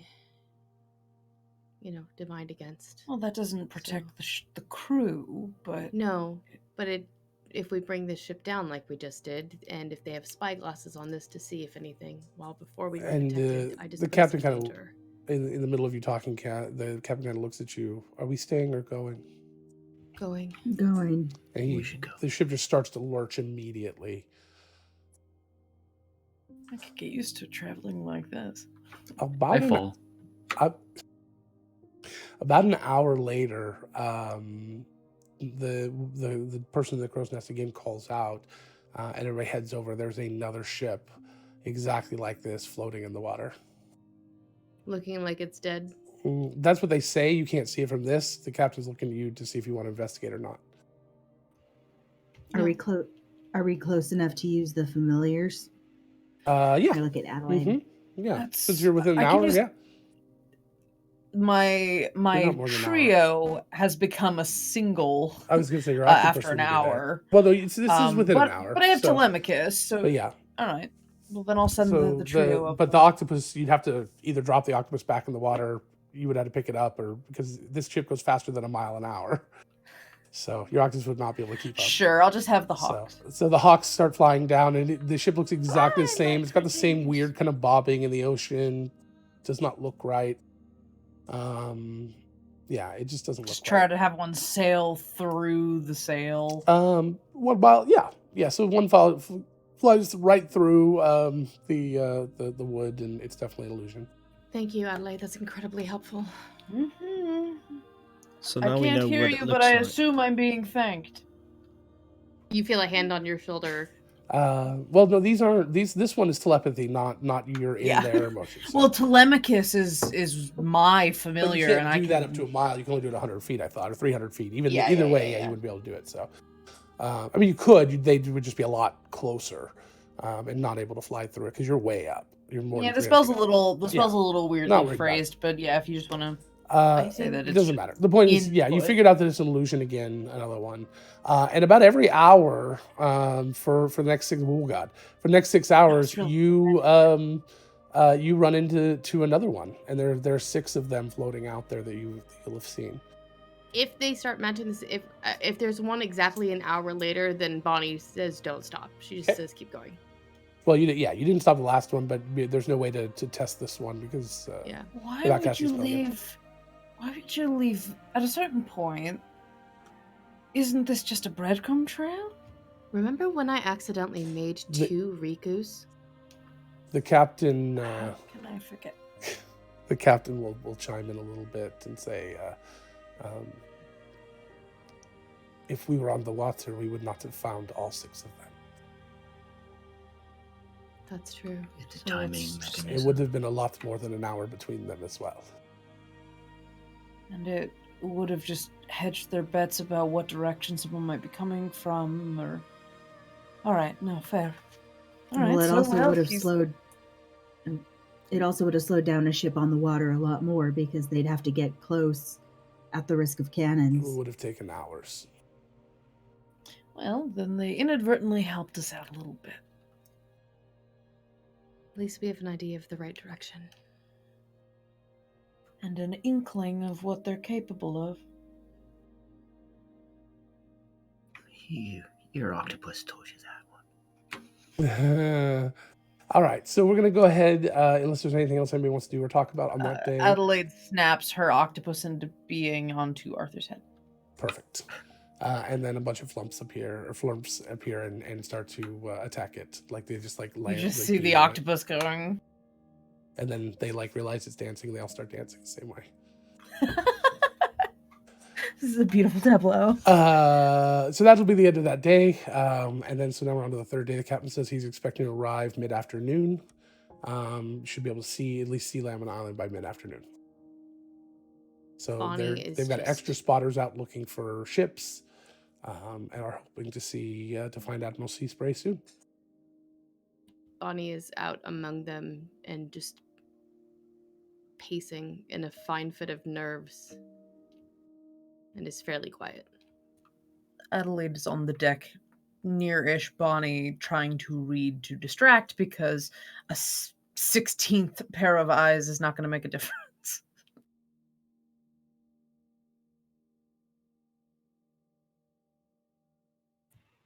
Yeah, Val would be keeping Bonnie company, even if she's not looking as hard as Bonnie, just so that Bonnie doesn't have to be by herself, depending on what we hear and when we hear it.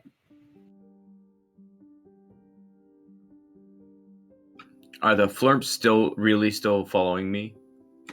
There's still the two at the foot of your bed, and occasionally you see them, but they're not really like around you a lot. Oh, and they're not multiplying anymore. No. Well, they're there. multiplying, just not around you. Okay. Jesus. I'll tuck them in at night.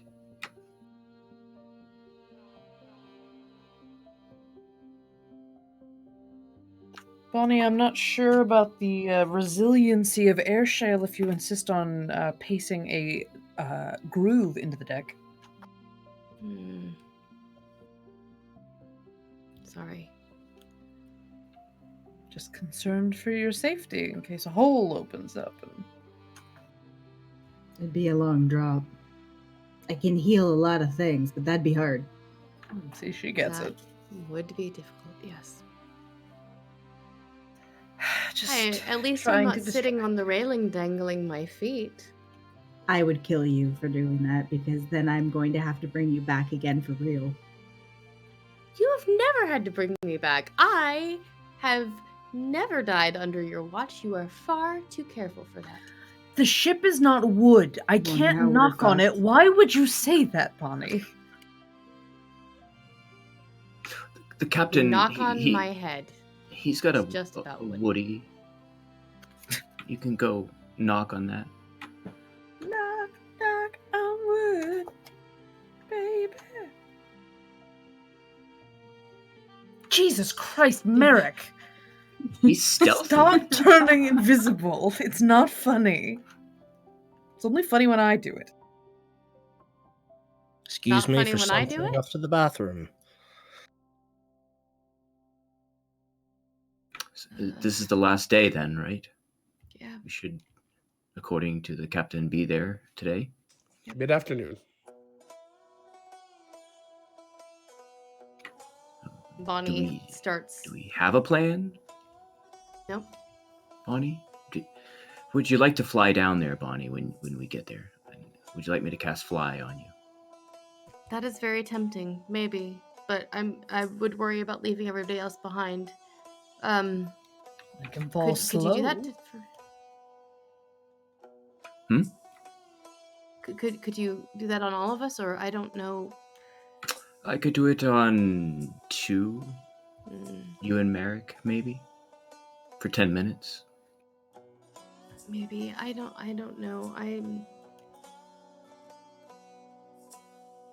could have us all fall slowly to Maybe. compensate as well. Or I you could- don't know what to expect.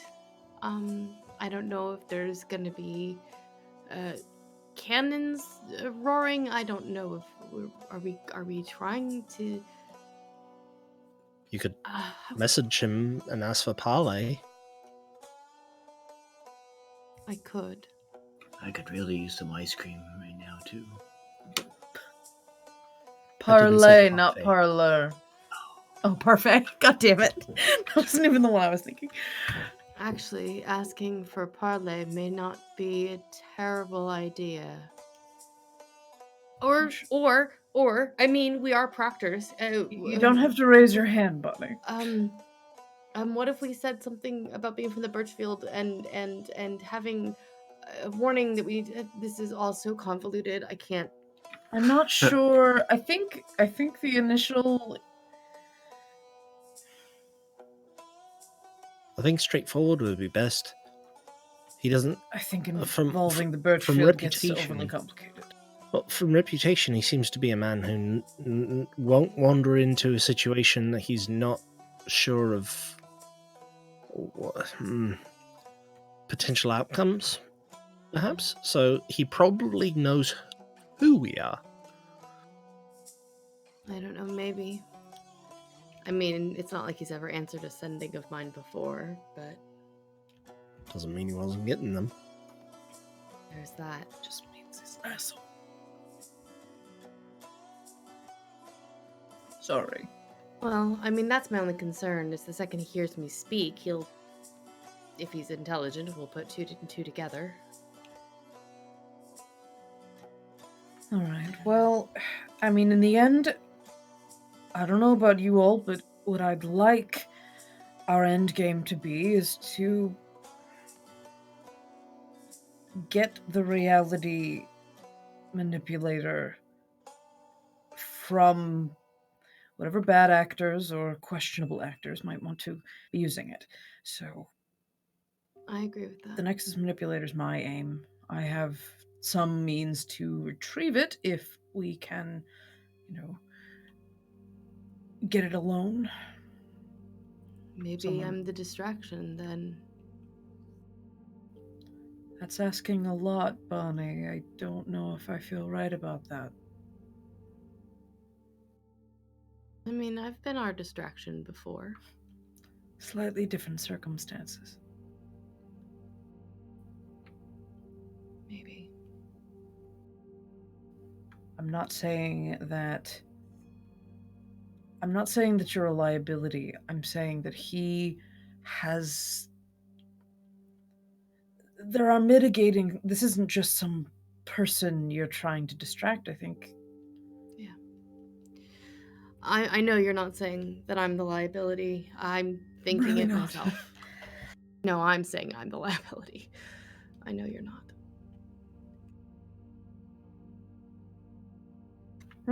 Reminder, I did already tip our hand to Birchfield. So we both kind of fucked up on this one. I would have given anything to see you shove actual morals in his face. Oh, there was no shoving. Only tripping and falling and face planting and skulking away. Not nearly as glorious as I'm sure whatever this will be. Well, if you'd like to be a glorious skulker, all you have to do is ask.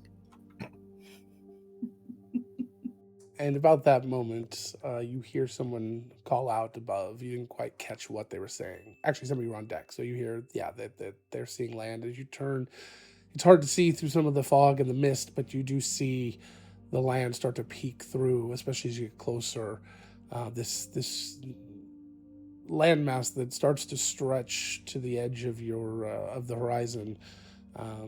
As you get closer and closer, this beautiful sort of lost jungle just starts to appear from the mist as you start to enter it. Wow.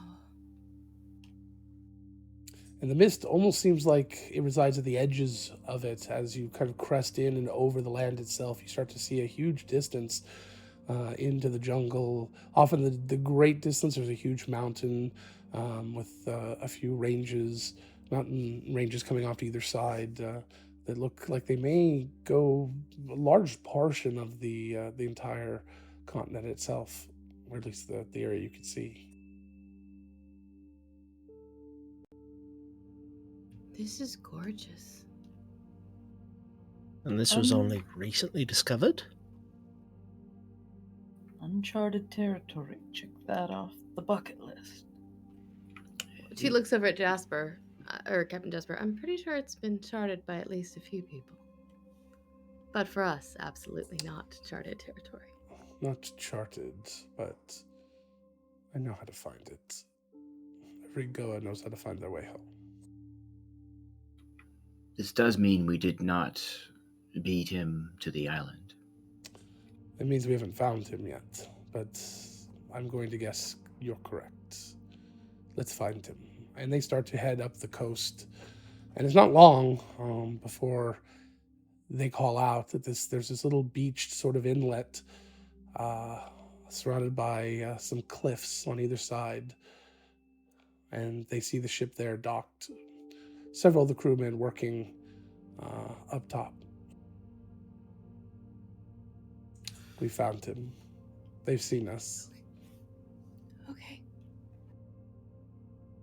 Did they react? Some did, but they are not getting any weapons ready or anything. Well, that's a good sign. Where would you like me to drop you? At the top of the cliffs or on the beach? I'd feel better with the high ground. I agree. I agree as well. At least there we could stay docked. For now. Thank you, Captain. Of course.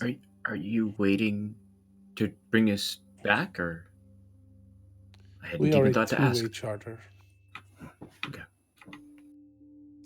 Much appreciated. If we're not here, you can use ascending to get us. Can do. If not, we will check back here regularly. Thank you. And they move down and set off a gangplank onto the cliff tops. They have some gear for you, some camping gear, some anything you might need, some extra rations. They don't know how long you're going to be gone. They'll be here.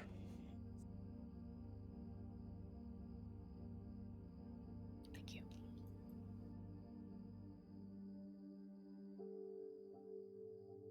Bonnie kind of just squares her shoulders and takes a deep breath. Right. Shall we descend? Let's go. After you. She looks to Adelaide like, do you want to take the lead? Okay, Go for it. and as holding her head as high as she physically can right now and trying to put on a stiff upper lip, she walks down the gangplank, trying to put on an air of confidence that she does not feel at her core. All right, so you head down the gangplank. You are on the cliff face, and you are down maybe 100 feet above, 120 feet above the ship. You could holler out to them. They could probably hear you. Or you could walk down the sort of path that looks like exists there. Or you could go running off to the jungle and hide. I mean, there's that option too. Bonnie's really tempted to do that last one. Should we go down and meet them? Or do we... I'm not sure what much use there is in biding our time at this point. If they know we're here, we might as well have a chat. All right. Just remember, we want to know what they want with it. What their plan is. How do we Mhm. justify any sort of authority here? It's not like they listen to the Birchfield. I don't know that we do. They are a member of the Birchfield fleet, though, aren't they? Yes. Sure. Yeah, but it's still not the same. Seaspray outranks us quite a bit. Are we on official mission or on vacation? I forget. We're Both? technically on vacation. So, yes. Autumn, I love you for that. Plus 10% more confidence because it was stolen. Mm-hmm. True. Does that give me a bonus to persuasion rolls? Sure. What's the bonus? You can feel that your dice will roll better. Oh, I like that. Psychosomatic. So I'm even better. I think I guess we just go for it. You're right. We don't have any authority, but Don't have what? We have options. We can play them if we need to. Adelaide lifts up the flask. I have no idea what it's going to do, but it will listen to me for an hour, so There's that. we could always try strong arming them. Watch it be a pixie or something. Freaking paint pixie or Painted something. pixie, yeah. Yeah. I'm hoping for something like, a baby Tarrasque or something. Jesus. A what? You don't want to know. Are you guys walking down the path at this point? Yeah. Yes. Okay. Yes. Baby Tarrasque. So as you get about halfway Mama down, Trask. you can you're almost a little bit more over halfway down. You're about eye level with the ship, although it's still maybe 100 feet away. But you can start to see the people working, and they look over occasionally, but they seem to still be working, getting things ready, locking things down. Looks like they're expecting to be undocked for a while.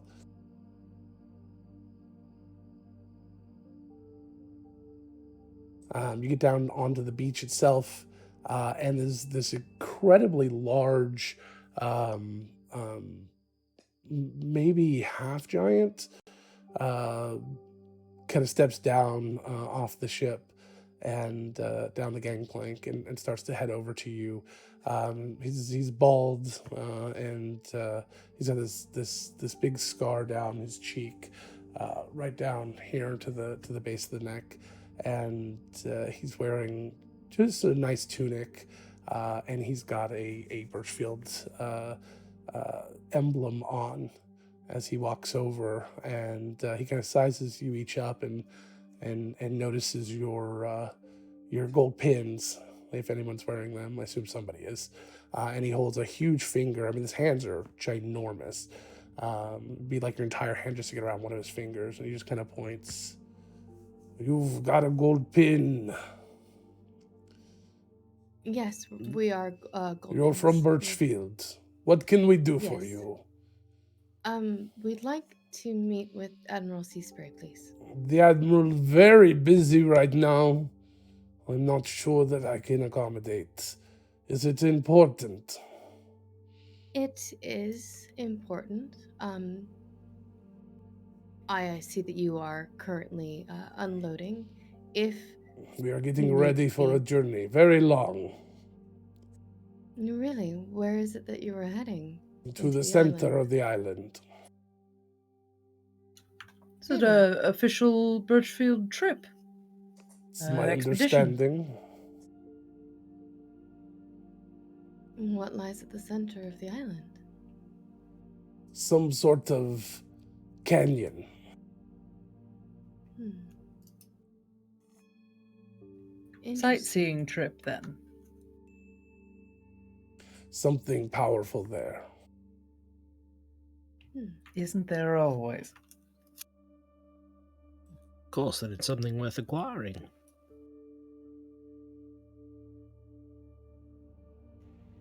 That's Would- generally the case. Would extra hands be of assistance on your mission? I can ask.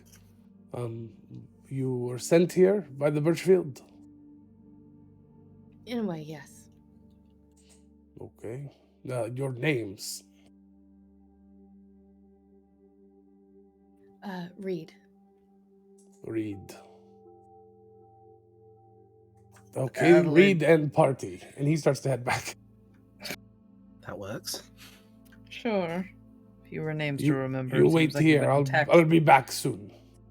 I mean, you. honestly, the Institute is constantly sending multiple groups after each other. This is true. We may pass it off. technically we were sent by someone from the Birchfield. So a few moments later, swinging out from the other side of the ship underneath the hull on the side is this gnome. Looks like he's cleaning off parts of the ship, and he just kind of comes over on this little wheelie sort of rope cart thing he's got. Hey! You came on that thing. What is it?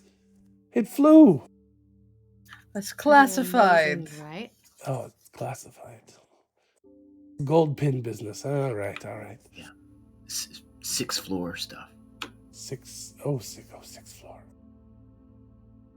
Someday. Someday. What's your name, good fellow? Jonesy Pleasure, Jonesy. Jonesy Nice Davidson. to meet you. Are you selling anything? What you got there in your cleaning. Oh, Squeegee. Barnacle scraper. Snorkel. Dog. Not the most glamorous of work, I know, but it does. It's most it is important, though. important.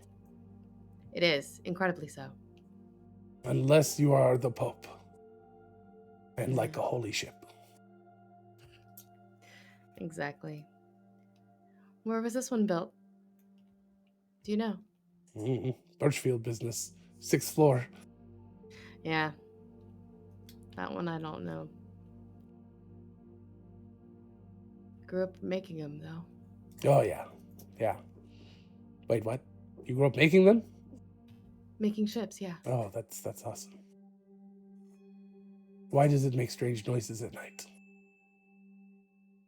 The water in the hull sometimes expands the joints. So it whispers? It whispers. Yes, it says words. Really? What kind of words?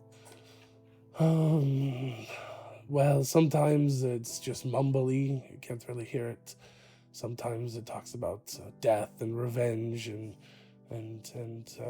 sometimes it talks about its hatred of the sailors on it. Pretty standard haunted ship fare, so by the sounds of it. Do you ever see a little girl wearing boots? A nightgown, An orange dress.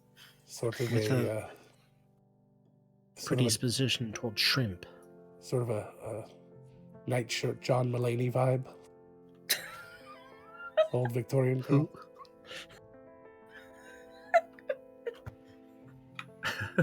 Is there a specific...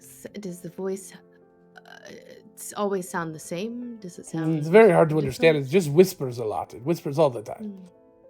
Anyway, I better get back to work, but I hope someday to fly in a ship like that. No barnacles to scrape off. I've come across this. Or are there air barnacles? Not that Sky I saw on our barnacles. journey. No, but there are flurmps. What is a flurp? Oh, sixth floor. It's part of the ship. You'll find out when you get your chance. Okay. I have, by the way, come across this person that whispers, the owner of the four. Try talking to them this evening when you hear them. They go by the name Asimar.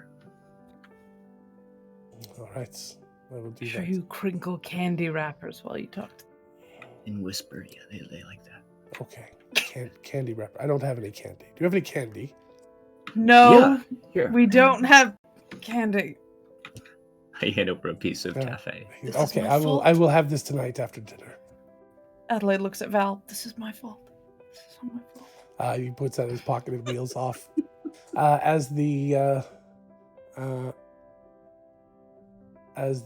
half giant comes back down, kind of gets halfway down the gangplank and jumps down, which to him is about just a body length, but to you would be 2 stories almost, a story and a half. And he kind of comes over, lumbering over. All right, he will see you all. Excellent. Thank you. Your name? I don't know, what's his name? Phil. Phil. Uncle Phil. F. I'm Fam- everyone's uncle. Family man.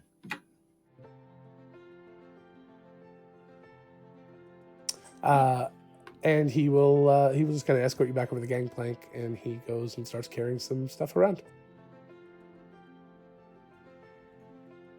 Well, All right. Well, Adelaide looks Kinda at Bonnie like, it's a chance to get us closer and to find out what they're doing.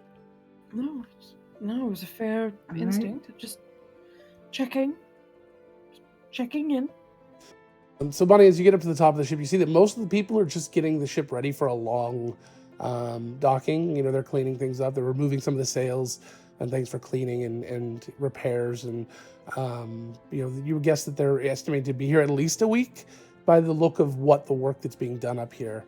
As you head over, there's the crew quarters, or the captain's quarters is there. You can see the doors just sitting open. And inside is a moderately nice room. Nothing overtly fancy, just a simple room with some trinkets kind of laying around. And sitting sort of on a chair, thumbing through an atlas with different maps. It looks like hand-drawn maps in it. Is what you're going to guess is a very tall gentleman with long black hair. It's partly kind of just combed over. The top is kind of poofed a little bit, and the rest of the sides and the back are pulled back into a huge ponytail. He's got really long ears for an elf, longer than you would expect, just slightly. They look just a little bit more pronounced, very sharp. And he looks like he's got a couple of holes where piercings used to be, kind of up in the top of the ear, but they aren't there now.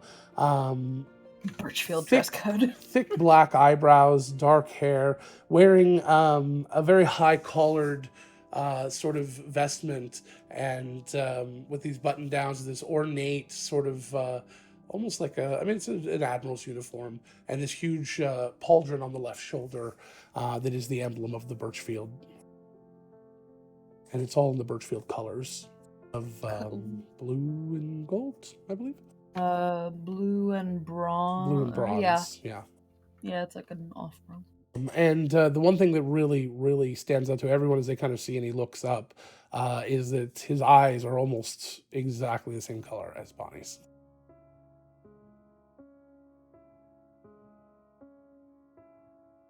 Admiral Seaspray? Reed and Company. And he closes Yes. the book and puts it aside, standing up. He comes over and he offers to shake your hand. She will take it and shake his hand. Nice to meet you. It's very nice to meet you. Nice to meet you all. Always good to have more Birchfield around. And gold pins, 5 of them. Do you always work together? We have. We have, yes.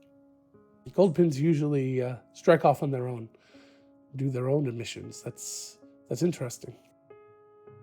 We have. Is it so important that 5 of you had to come?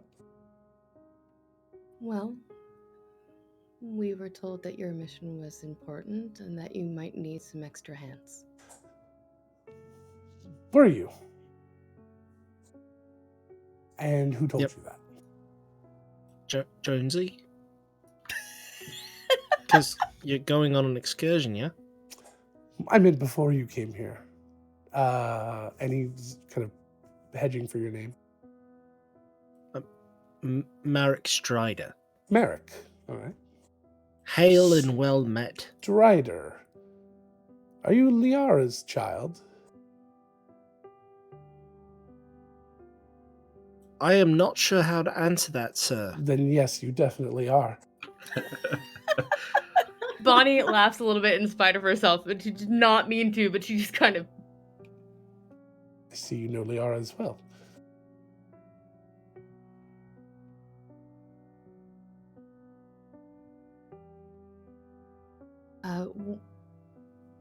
There was a meeting with Director Birchfield before we left.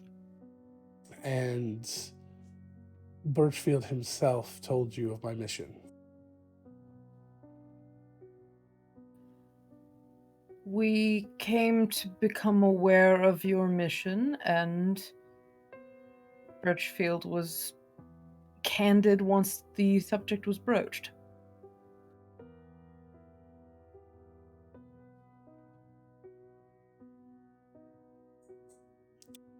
Good to know. So you're here to help. Yes. So what do you know of what we're looking for? Do you have any information that might help guide me? A crevasse at the center of this massive island where something powerful A resides. crevasse. That's interesting. The crevasse itself is the powerful thing. Sounds like you've been speaking to my crew more than you were speaking to the Birchfield. It's possible. I'm not sure how to answer that.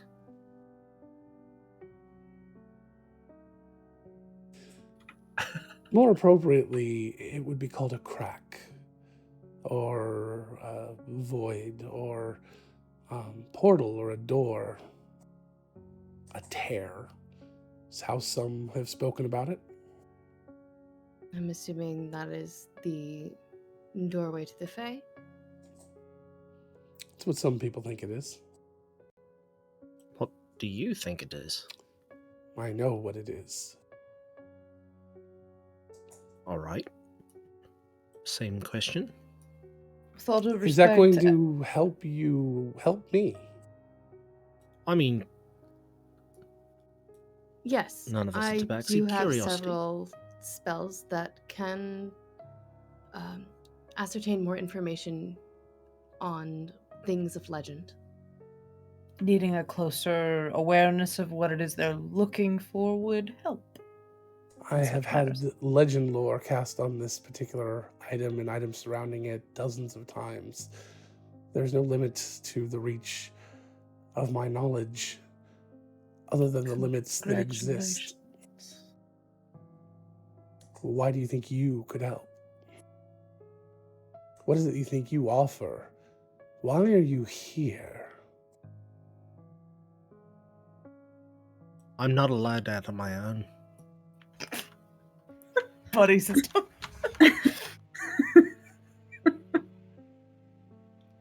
He's like the worst gold pin ever. So which one of these four are your keeper? Everyone tries not to look at Bonnie. Well, it has been said by some that Adelaide is me mum. That is Bonnie not accurate. flushes bright red at the implication of what that was said right after that. She just turns beet red. That is not accurate.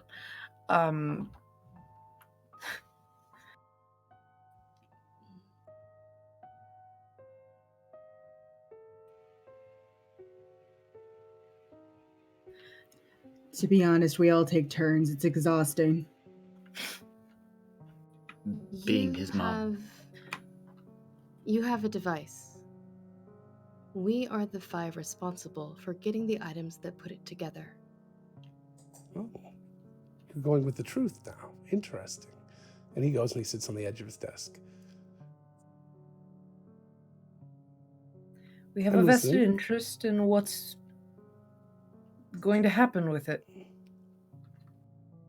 And what is going to happen with it? That We assume was you're not- going to use it. You're right. I am. We were. It was. Seems to be a need to know thing. We don't know what you plan to use it for, and that is Nobody something we would does. like to know. Not even Birchfield. No, of course not. Then I assume he wouldn't have been so flippant with the device had he known the scale of what you might be You doing. think he was flippant? Oh, it took quite a lot of blackmail to get him to turn the device over to me. Care to share? Not really. I don't share my leverage or my power. At least not with you.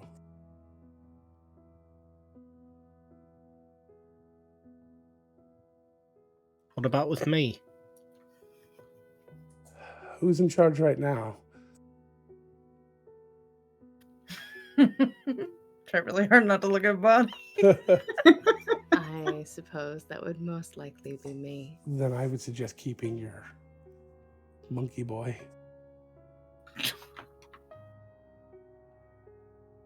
He does have Rupert. hairy feet. I mean,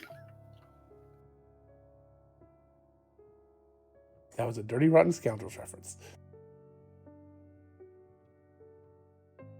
Oh, Rupert.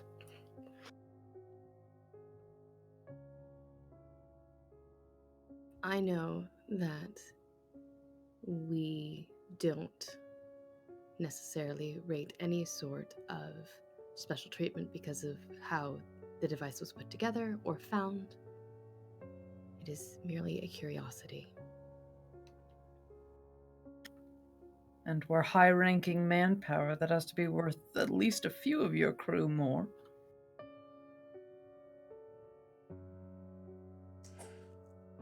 You came all this way. You chartered Captain Jasper, which is not an easy task. I can only think of 2 other people in the world that could probably pull off what you pulled off.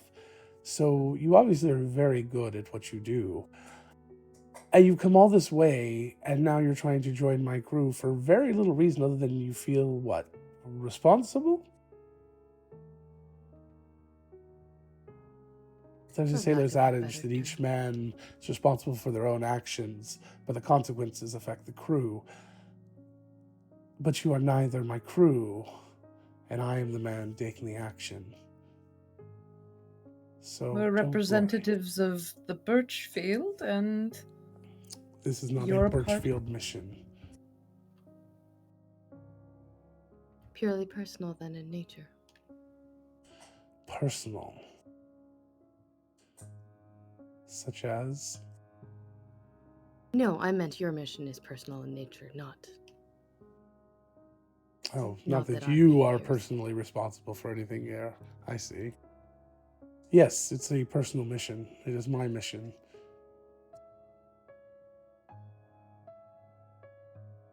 And what would the legendary Admiral Seaspray be trying to add to his legend with? As someone who is an admirer of stories, I am a little curious. I realize that I don't rank any of that information. All right. Impress me then. What stories have you heard of me? I know of your excursions with Melody. I know of your trips, and she'll expound on some of the things that her mother has told her, the legendary stories that were told around town, just not all of the information, but a great deal of the information that she learned over Great. her life of searching. He nods after a little while. That's very impressive. So I collect stories. You're stalking me, and he kind of smirks. No, I collect stories of Do you many need an great autograph? people. Yes, please. He walks around the desk and he grabs a quill and signs a piece of paper, and he goes over and he hands it to Merrick. Thank you, sir. Forging that later.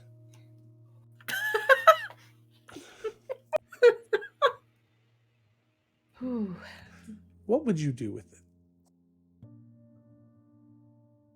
On- Besides what you've already done with it. With a Nexus manipulator. Hmm. That's a very interesting question. I'm not entirely sure what I would do with it. How about you? Or you? What about you? I'm under instructions not to talk in these situations. we're doing beautifully. I honestly don't know what I would do either. There are so many possibilities. I don't know how that I could decide on just one. And what do you mean that I already haven't done with it? Oh, you've used it, from what I understand. You said you're the ones that put it back together, right?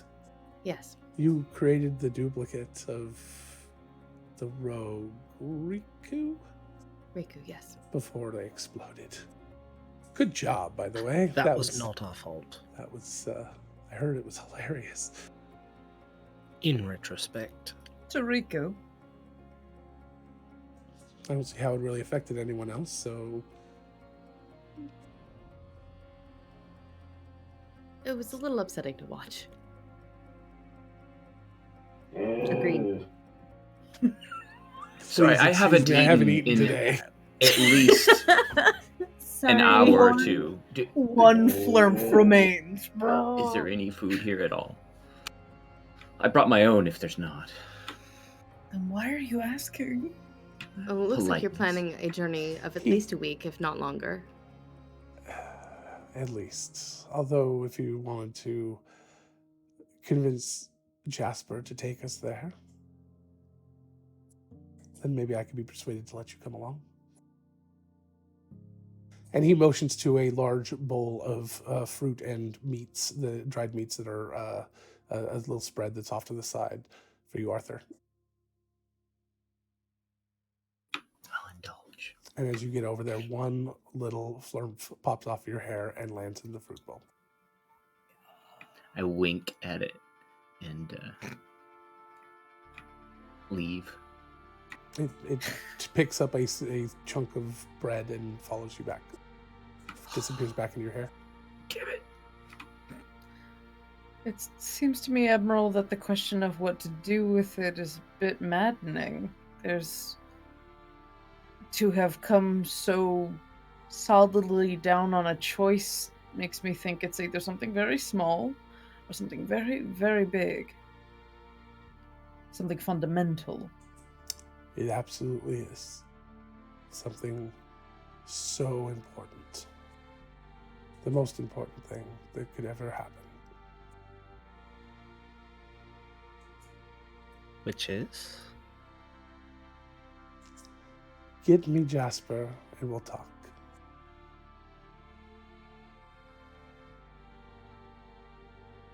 How many? How many what? There's not going to be room for the whole crew, so. Just me would Going be with fine. Jasper. As long as I have Jasper's assurance that I'll be safe. Not that I don't trust you, but I don't trust you. I was gonna say you shouldn't. I definitely barely don't know trust Liara's child. Who? I What mean, Especially Lord one that needs a Harriet's child. handler. Especially one that handlers have to rotate every hour. We'll consider your offer and discuss it and get back to you.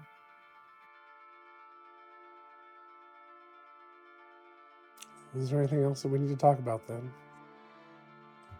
Or are you going to try to take it by Not yet. force?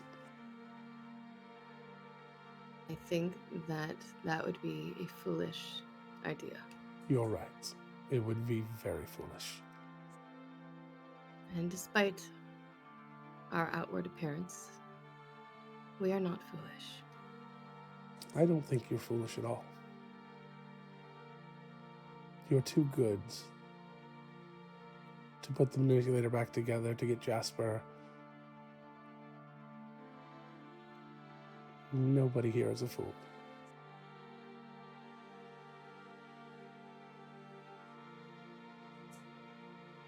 that might be the nicest thing a stranger has ever said to me. Adelaide nods and looks at everybody with a, shall we discuss? Of course. I assume you'll need to go speak with Jasper, possibly. So I assume you'll come back with word. Yes. Good. Thank you for your time. I look forward to hearing from you. Otherwise, we'll be leaving in the morning. Very well. Just going to take this bowl with me. He just kind of defeatedly waves his hand. Bonnie lets everybody leave ahead of her. You take that cue and head out. He turns back to his atlas as soon as you start to walk out. We'll be in touch. We'll turn.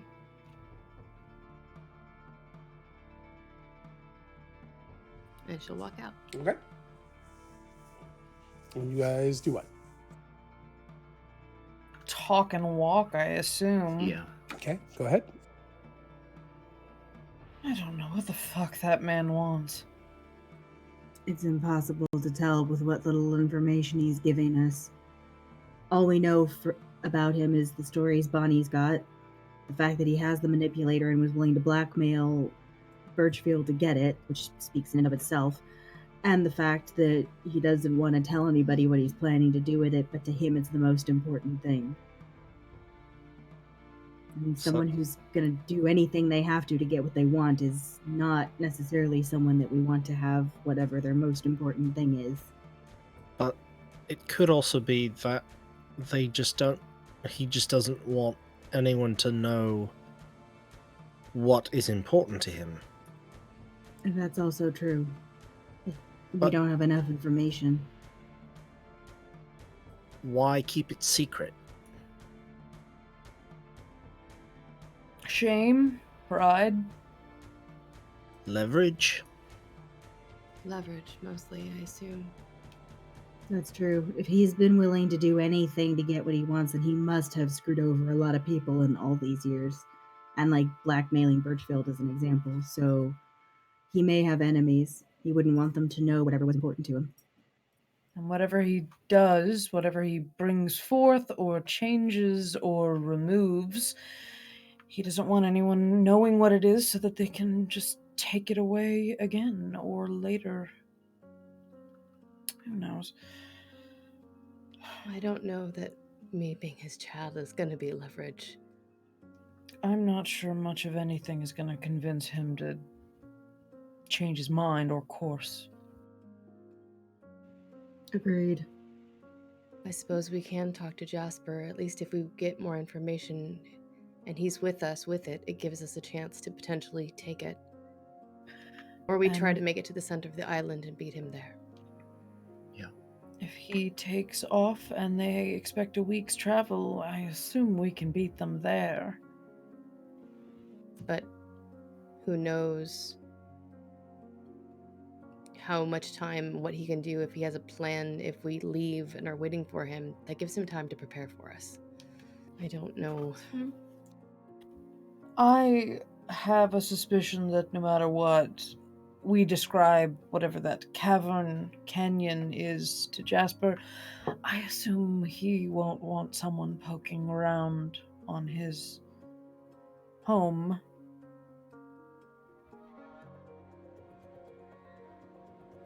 But we can always ask. I only have one withholding. Just one. Reservation.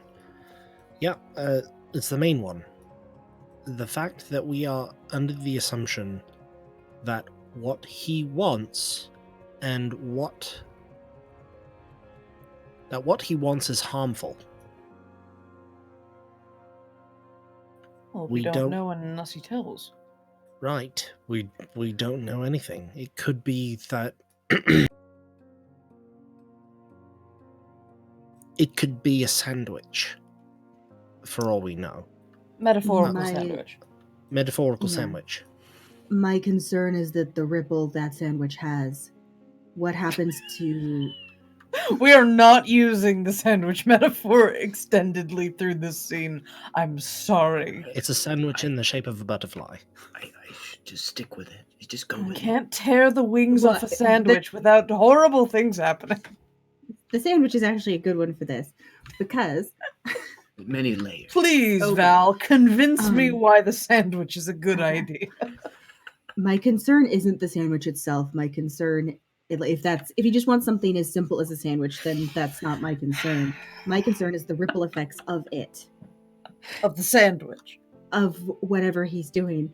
Think about it. The sandwich, I guess, is kind of a good example. The bread. Is it? Shut up. Let me finish. The bread had to come from somewhere. The meat had to come from somewhere. Like everything had to come from somewhere to create said sandwich. And we're all connected in the circle of life. This is lovely and existential. I appreciate it, Val. You understand what I mean, though. Like, what's going to happen because he creates whatever he's going to create is what concerns course. me. Could Arthur Making himself any- create a sandwich that even he could not eat?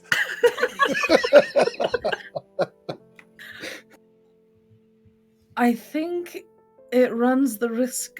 We still don't quite know what's going on. Like how the Nexus manipulator, is it taking things from somewhere else and putting it? Is it creating matter out of nothing? What is it doing? So yes, if any changes could cause irrevocable harm to another person or another life, sure. That's where my concern lies. Even if what he wants is something that's potentially good, what is it going to pull things from and what's it going to create? Are What if we it's going to something know that the offsets? difference We're not. after it's happened?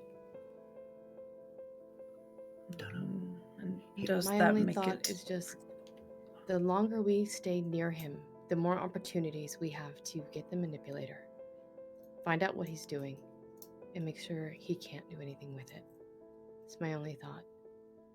Maybe I'm not thinking straight, and I fully appreciate that my thoughts could be clouded in this situation.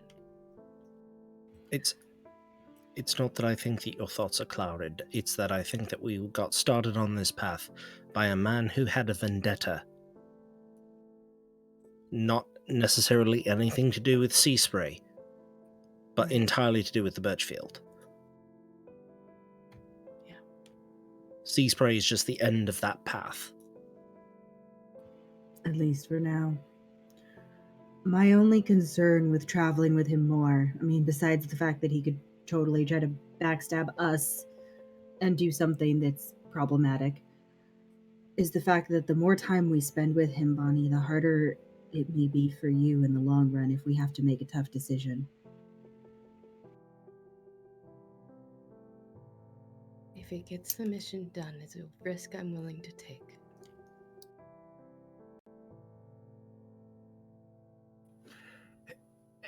And not to put like horseradish on this Metaphorical sandwich. sandwich, Yeah. but what if the ship built with all this air shell is needed? What if we are being manipulated to get the ship there? Everything he said and done since the moment we met him was calculated, I'm sure.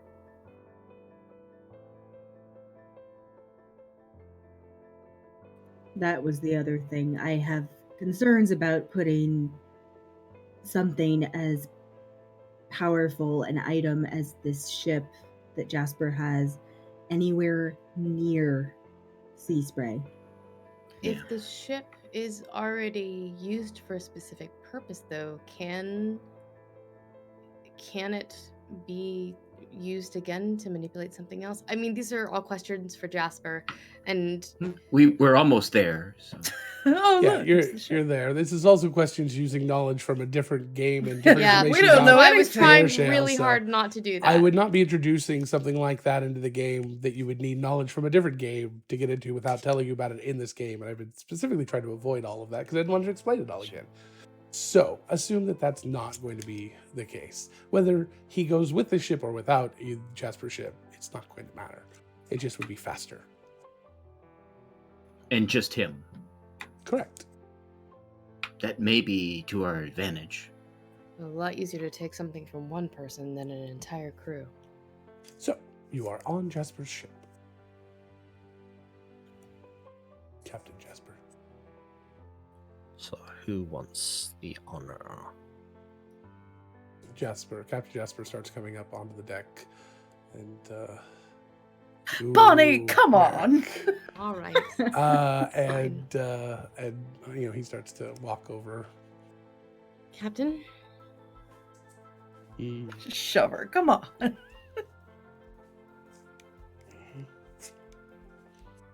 All right. So what do we have? He's trying to get to a place in the center of the island, a place of power, some sort of crack, he called it, a connection to a doorway or a portal. I'm assuming that's the portal to the Feywild. I don't know what he intends to do there. He will not tell Shattering. me. The Shattering. It's what created this island, or at least created it the way it is now.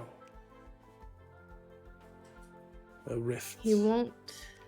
Between this world and the Fae, where the Fae leaks onto this world.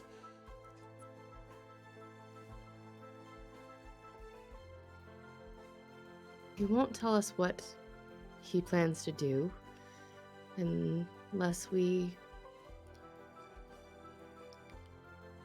use your ship and take only him there. My thought is one person is a lot easier to take something from than an entire crew, but it is not my ship, and I know how you feel about him. So you get him on the ship, and then we fly away. How would he stop? Presumably he'd have the manipulator with him. And if he brings it out, we kill him. That's not a bad plan. Would you Done. Would you be willing to do this? It depends. My guess is he's smarter than that. Probably. I assume that he's going to want to talk to me. Probably. He did say he wanted his safety guaranteed. Mhm. He is smart. He knows me, he knows my reputation. If I agree to something, it's going to happen. He didn't ask for our guarantee. But Just- I would have to use my ship and everything on it to protect him. And I would. And I would expect you to agree to it as well. I understand. until we get there. So we take him there, and then what? Supervise? I mean, I don't know at what point, if at all, we understand the nature of what he's trying to do. Ah, but he said he would tell you. He said we'd talk. No, So he did make it say part he of would the agreement. disclose. Okay. Tell him that we will guarantee him safe passage to To the the rift. We will drop him off, although I will not get that close to it. You'll still be an hour's walk to it. Okay. Only the- him, none of the rest of his crew. And that you will need to know exactly what he plans to do. That seems like enough information, and then if everyone agrees to let the chips fall where they may. But just on the side plate, because we'd have all the ingredients. For the sandwich, right? Sandwich. The chips. Yes. It's a very long story. If you are amenable, I'm at I your will- disposal. thank you, Captain. His crew plans to leave tomorrow morning, whether we speak with him or not, so I imagine we should probably get this ball rolling. Is there anything you need before I tell him that you will meet with him? I assume you do not want to meet with him on the ship. You'd prefer a neutral location, He's neither on welcome his ship here. or this one. Oh, okay. What All right. sort of captains have you been hanging around with? Too many pirates, I think. Or maybe just you have too many ideas in your head. I think that's a fair assessment. She was right about the waterfall. That's all I know. We've been through a lot during our time with the Birchfield.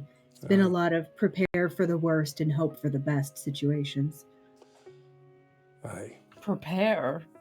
He reaches down, he grabs out of a small leather pouch at his side a spyglass. It's a beautiful, ornate spyglass with his crest that you've seen elsewhere on the ship, and he hands it to you.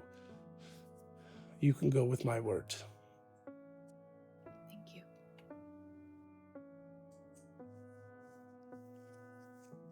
It'll still take us about a day to get there.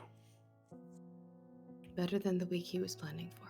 A week there and a week back, yes. All right. Do you all want to come with me, or should I just go ahead and... No, let's go. Right. Let's go. I will keep quiet. I will make no promises. Unless I you need the expect verbal nothing less. components to summon elementals, Arthur. Then you can speak. All right. Let's Just the one. No doubt. let's do this. All right, so you guys then start to walk back off the ship down the path again. Do you need to talk about anything before you get there? No? Okay. So So you- glad we haven't skipped leg day. So you arrive down, and the half orc, or excuse me, the half giant, looks at you and just kind of points you on up, motioning that you can head on up there. Thank you, Phil. And he nods, and you head up the gangplank again, and over to the captain's quarters, and this time he is standing kind of with his back, looking through the book again, but standing and looking through maybe a couple of different books in front of a bookshelf as he pulls one down and looks through it and puts another one back up. You're back so soon. Yes. That was either a solid yes or solid no from the captain. He is willing to meet with you and fly you there, provided some terms are agreed to first. Of course, always terms. One being that he will take you, and only you, none of your crew, to the site of the shattering. He'll have to land a little bit away, about an hour's walk away. Yeah, I was expecting that. No harm will come to you while you are aboard his ship. And you must tell us what you are planning to do with the Nexus Manipulator, Oh, that was his caveat, huh? in addition to ours.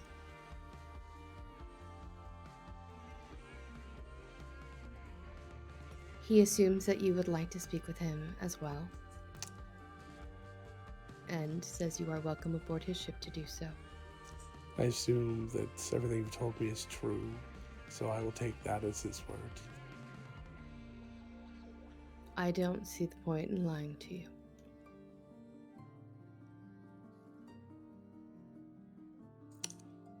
Lies and truth are so often so similar. They They get can be. jumbled. Difficult to tell one from the other. Well, even then, the best lies are still based on truth. Or at least the best stories are. But embellished, Exactly. often full of inaccuracies and mistakes. Disappointments. Or sometimes the mistakes are left out.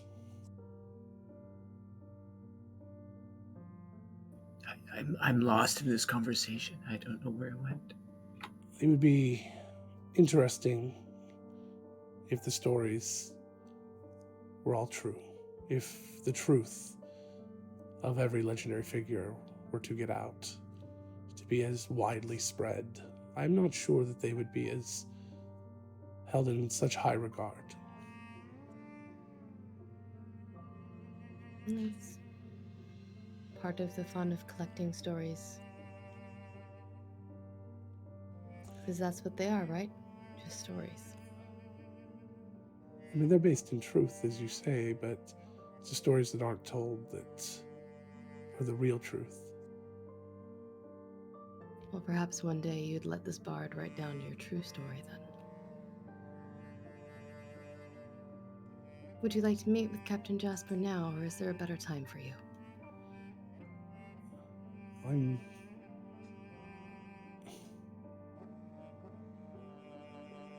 Haven't you ever made a mistake? Many. I don't doubt that I will make a few more. And at some how point. many of them have been so utterly soul-crushing that you could never forgive yourself?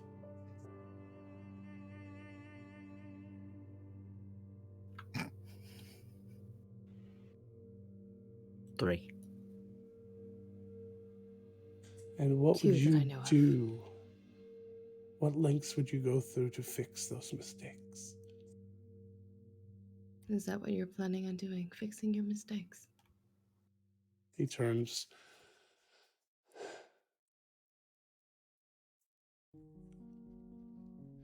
It's the only thing I had left. I'd reached the top. I'd done everything that I could want to do. Every captain gets to a point when he has to stop caring about himself because there's no more to do. I'm the admiral of the Birchfield Fleet. I oversee hundreds, thousands of men, some who die, and I didn't care. I couldn't care. You can't concern yourselves with the numbers. They have to be just numbers. But there's some numbers in my life that I can't ignore. Some mistakes that were too great. Such as? Just mistakes. Things lost. Time. And he puts the papers down he was looking at. He comes around the desk. Looks at Merrick. What would you do to change those, to fix those mistakes? What lengths would you go through? I think that's where you and I differ. You Yeah, can well, live with the mistakes in that a are number- not soul-crushing enough. You're not me. You haven't been on my journey. But my journey has brought me here, surrounded by my friends, my loved ones. I wouldn't trade that. But that's part of my problem. That's where I said you and I are different. Do you not have friends, Admiral? That sentence answers itself. Admirals don't have friends. We have crew. We have peers.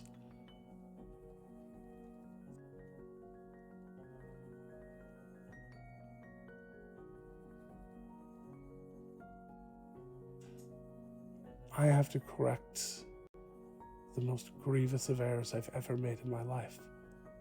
Because there is nothing that I miss, nothing that I wish I had had more.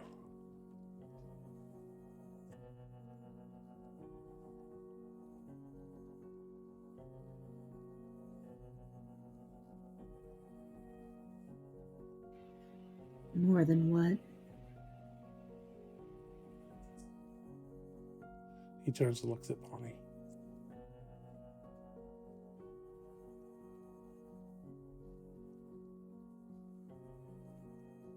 Family.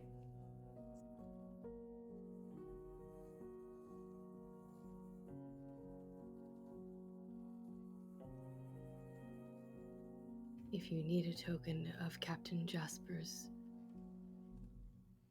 truth, I have his spyglass here. You I'm keep happy to changing the escort you. subject. Have I met your terms or not?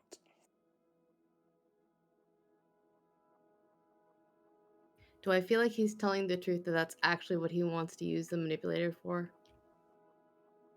You can give me a whatever check. What's it called? Damn, we don't roll It's enough a- in this game. Insight. Insight check. 21. He seems sincere, and his intentions seem genuine in what he's saying. That he does wish he had had a family and had some sort of missed connection.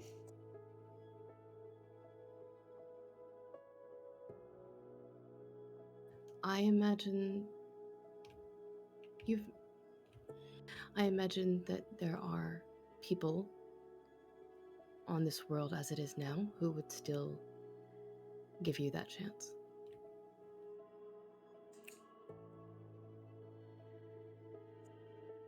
Have I met your And that you- terms or not? Yes. And when do we leave? Tomorrow morning.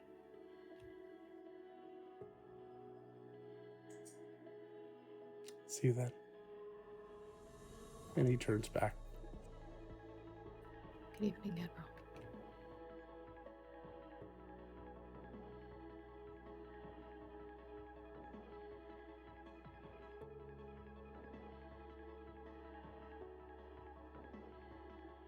And Bonnie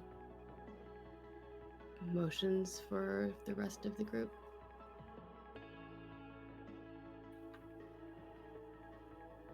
Adelaide's jaw is a little clenched, and it takes a second for her to listen, but she does turn around. I mean, Adelaide, you could have just asked for some of the books. If you wanted them that badly, I mean, it could have been part of the deal. It's not it, Arthur. It's fine. I know, I was lightening the mood.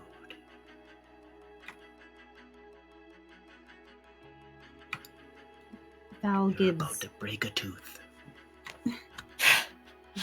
Val gives Bonnie's arm a gentle squeeze as she walks past her towards the door.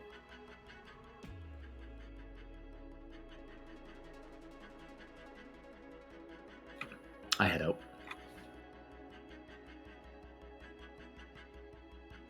I go where you go.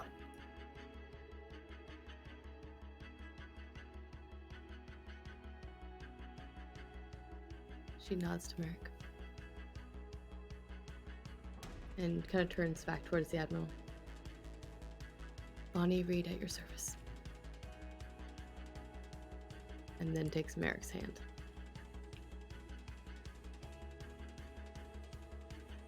Captain Admiral, sorry. I'm used to calling Captain Jasper Captain. Anyway, sorry. Sorry. You don't need the manipulator to have a family. I know. He turns back around and kind of just crosses his arms and smirks at you.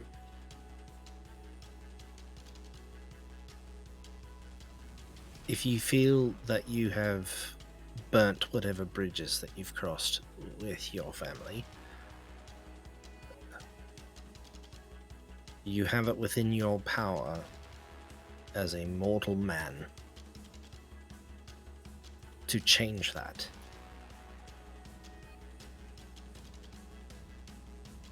You, Admiral Seaspray, are capable of making these changes all on your own.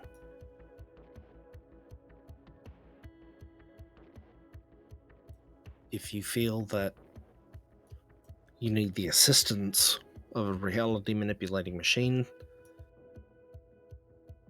I'm sorry. But just know that you don't need it.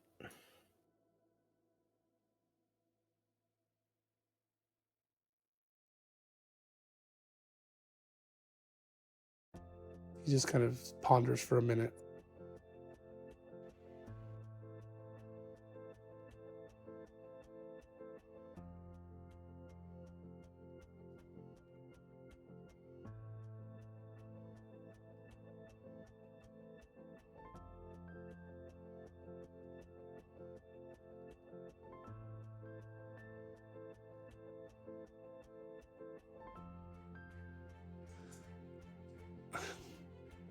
Sorry, I'm trying to remember and I It's don't okay, don't worry about remember. it. So it looks at you, Merrick, and he shakes his head a little bit.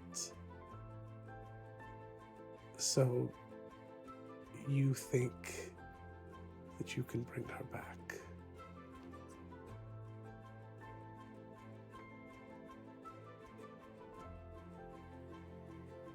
Who? My child. My daughter.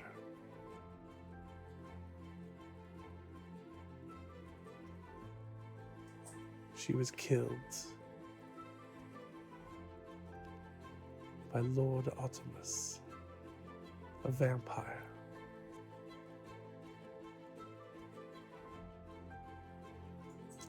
Stolen away to the continent of Vale.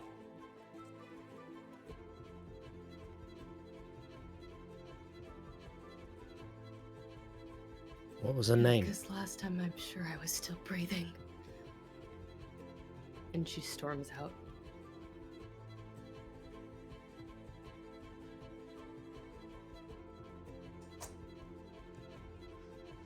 He sighs a little bit. She's a lot like her mother.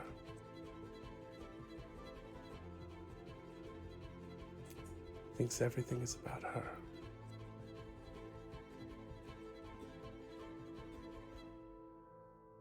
What was your daughter's name? As soon as I can remember it, I'll let you know. And if anybody who watched Countless Heroes could remember the name of the vampire from Countless Heroes, please let me know. Thought I looked it up earlier and it was the wrong name. What, the king? No, the No, queen, the one that sired the turned king. The king. Oh. The one that had the same name as, similar name as one of the gods that Angela was always giving me shit about. Yeah, wasn't it? Was Delia and Delia. Delilah? Delia. Delia was the god. Oh, Delia was the vampire. Dahlia then. I think that was it. Okay, Dahlia. I see why I gave Yeah, you you're shit. like, okay, yeah, no, that you were right. Her name was Dahlia.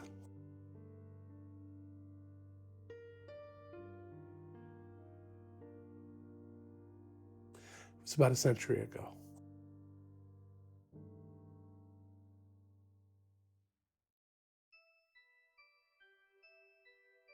Well, Any other questions? no. Then I'll see you tomorrow. It'll take me that long to remove my foot from my mouth. Sorry. Seems like a common problem for you. You know, I should see a doctor. Have an extraction. It's chronic.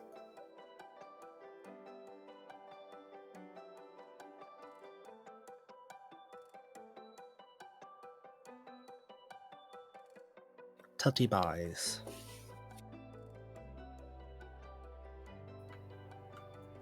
I feel like Merrick might have been the only one there for that.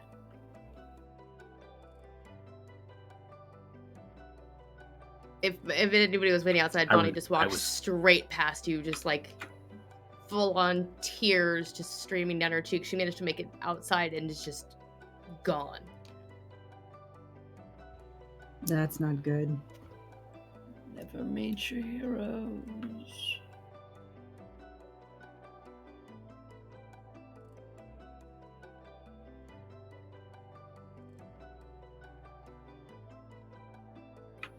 Till tomorrow, then. I'm gonna go stare into the middle distance for a little while. You know, sleep.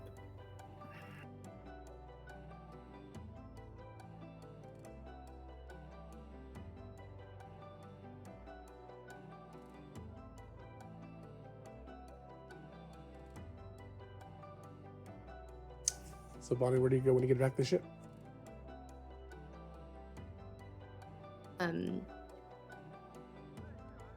She goes to Jasper and hands him back his spyglass. Here you are. He nods. Do we leave tomorrow? Yes. It did not go as you planned. Sorry. I let myself think for 1 second. 1 second. Stupid.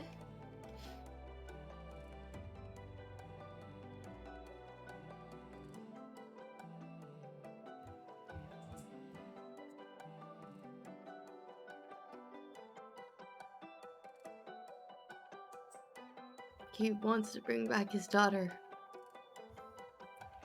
because he misses his family or had the chance to have a family. And I stupidly thought for 1 second he was talking about me. I'm an idiot.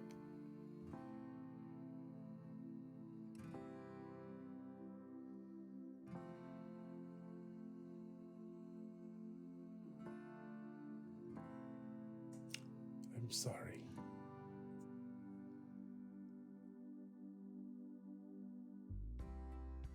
Too many stories, am I right?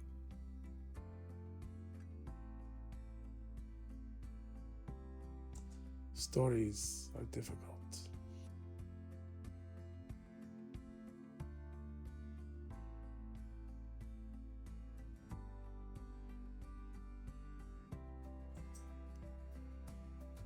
It's always Thank you. difficult to find the truth within them. The stories we tell ourselves are the worst. Yes. You will be stronger for it tomorrow.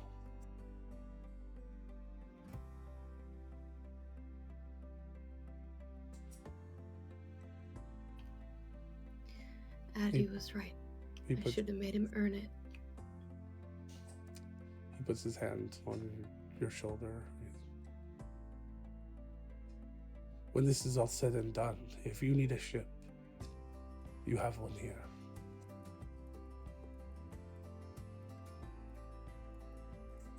You are good.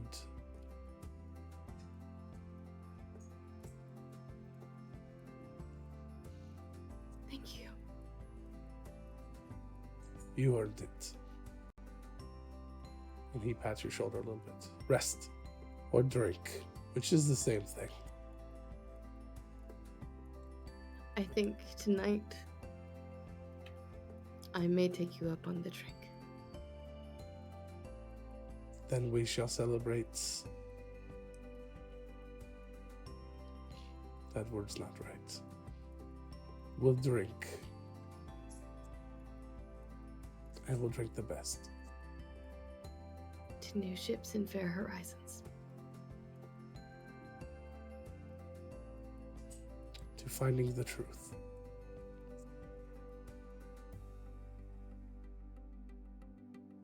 To finding the truth. I think that's a good spot to end. So, we have 3 episodes left. Oh, my baby. We have 3 episodes left, I believe. And that is where we're at. So next time on Shenanigoons, we will be leaving on the ship. We haven't still been named. And the airsail ship with Captain Seaspray, Admiral Seaspray, to the We rift. named it Prismatic Spray. No, that's Seaspray ship. Oh. And Also, Logan, it's an air ship. the air shale ship. Uh, The shale is silent. And yeah, I'm excited.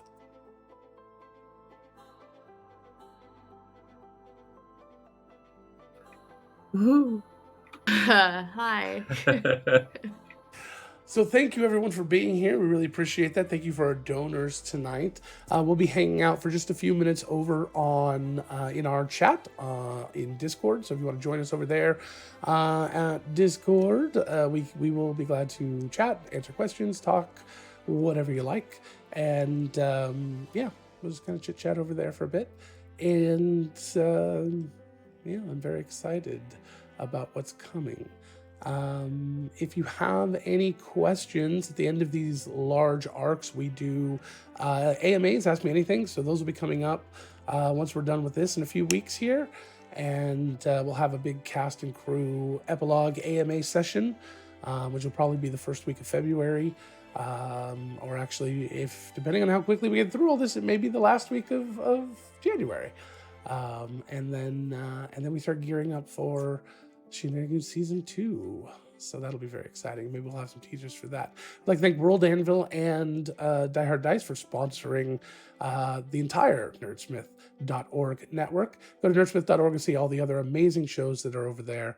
And you can go to our Patreon, patreon.com/nerdsmith to support us over there. You get a lot of cool bonus content, including the upcoming Puppies of Mystery and a bunch Just of to other, veer wildly in a different and a direction. bunch of other amazing bonus content from other shows on the network. You also will get the opportunity to choose which Puppies of Mystery episodes we make next, as each one of them will be voted on by our patrons. So that'll be exciting. You also find announcements and other fun stuff over there as the new year rolls on. Welcome to 2020, everyone. I know that in the real world there might be some sad and depressing and kind of bummer things going on, but if you need a laugh, we'll be here. Well, maybe not tonight, or if you need some just emotional crying, we'll be here for that too. And I expect that the next couple of episodes will be pretty dramatic. I have a couple more reveals coming up that I'm not sure everyone is quite ready for as we wrap up the last of Shenanigoons. I definitely wasn't ready for that one. I Wait. told you, I promised you that you would be able to tell he was the bad guy. Oh yeah. And yeah. you would know the bad guy when you saw him. It would not be a question. And yeah. Asshole. Is Yeah. one of the surprises that Adelaide is actually Merrick's mom? Yes. Timey-wimey Adelaide has bullshit. been Liara this entire time. Sorry, Arthur. Timey-wimey. Man, I'm second not thing sorry. I've been able to keep under my hat the whole time. You've been really good. That's amazing. Yeah, so that's that. So we'll be over there in the Discord for the next 20 minutes or so. You can If find any some of our viewers need aftercare too, yeah, in come and addition join us to and our chit-chatting with players. us. Say hi, Yeah. and we'll be glad to say hi back and chit-chat about anything you want. Yeah, sorry we made you sad. If you do need any discussion, or you need to talk about anything that may have happened in our game, or if there's anything especially that was maybe a line or a veil for you, a trigger, you can talk to me about that afterwards. You can always DM me. My DMs are always open for those sorts of things through Discord, and that's at DVS Muppets. So we will see you guys then. I'm going to go ahead and start our end credits here and find someone to raid, and then we're going to check out. We'll see you over in Discord. Alrighty, guys, good night, and we shall talk to you very soon. Oh, and tomorrow at 4 p.m. PST, Obscurum comes back. So come and check that Do out. we have a DRPG Power Oh, Hour tomorrow at noon? noon at DRPG Power Hour. The Discover RPG Power Hour at noon PST. So you can see that as well. Alrighty, now we're going out. Bye. Bye, everybody. Bye.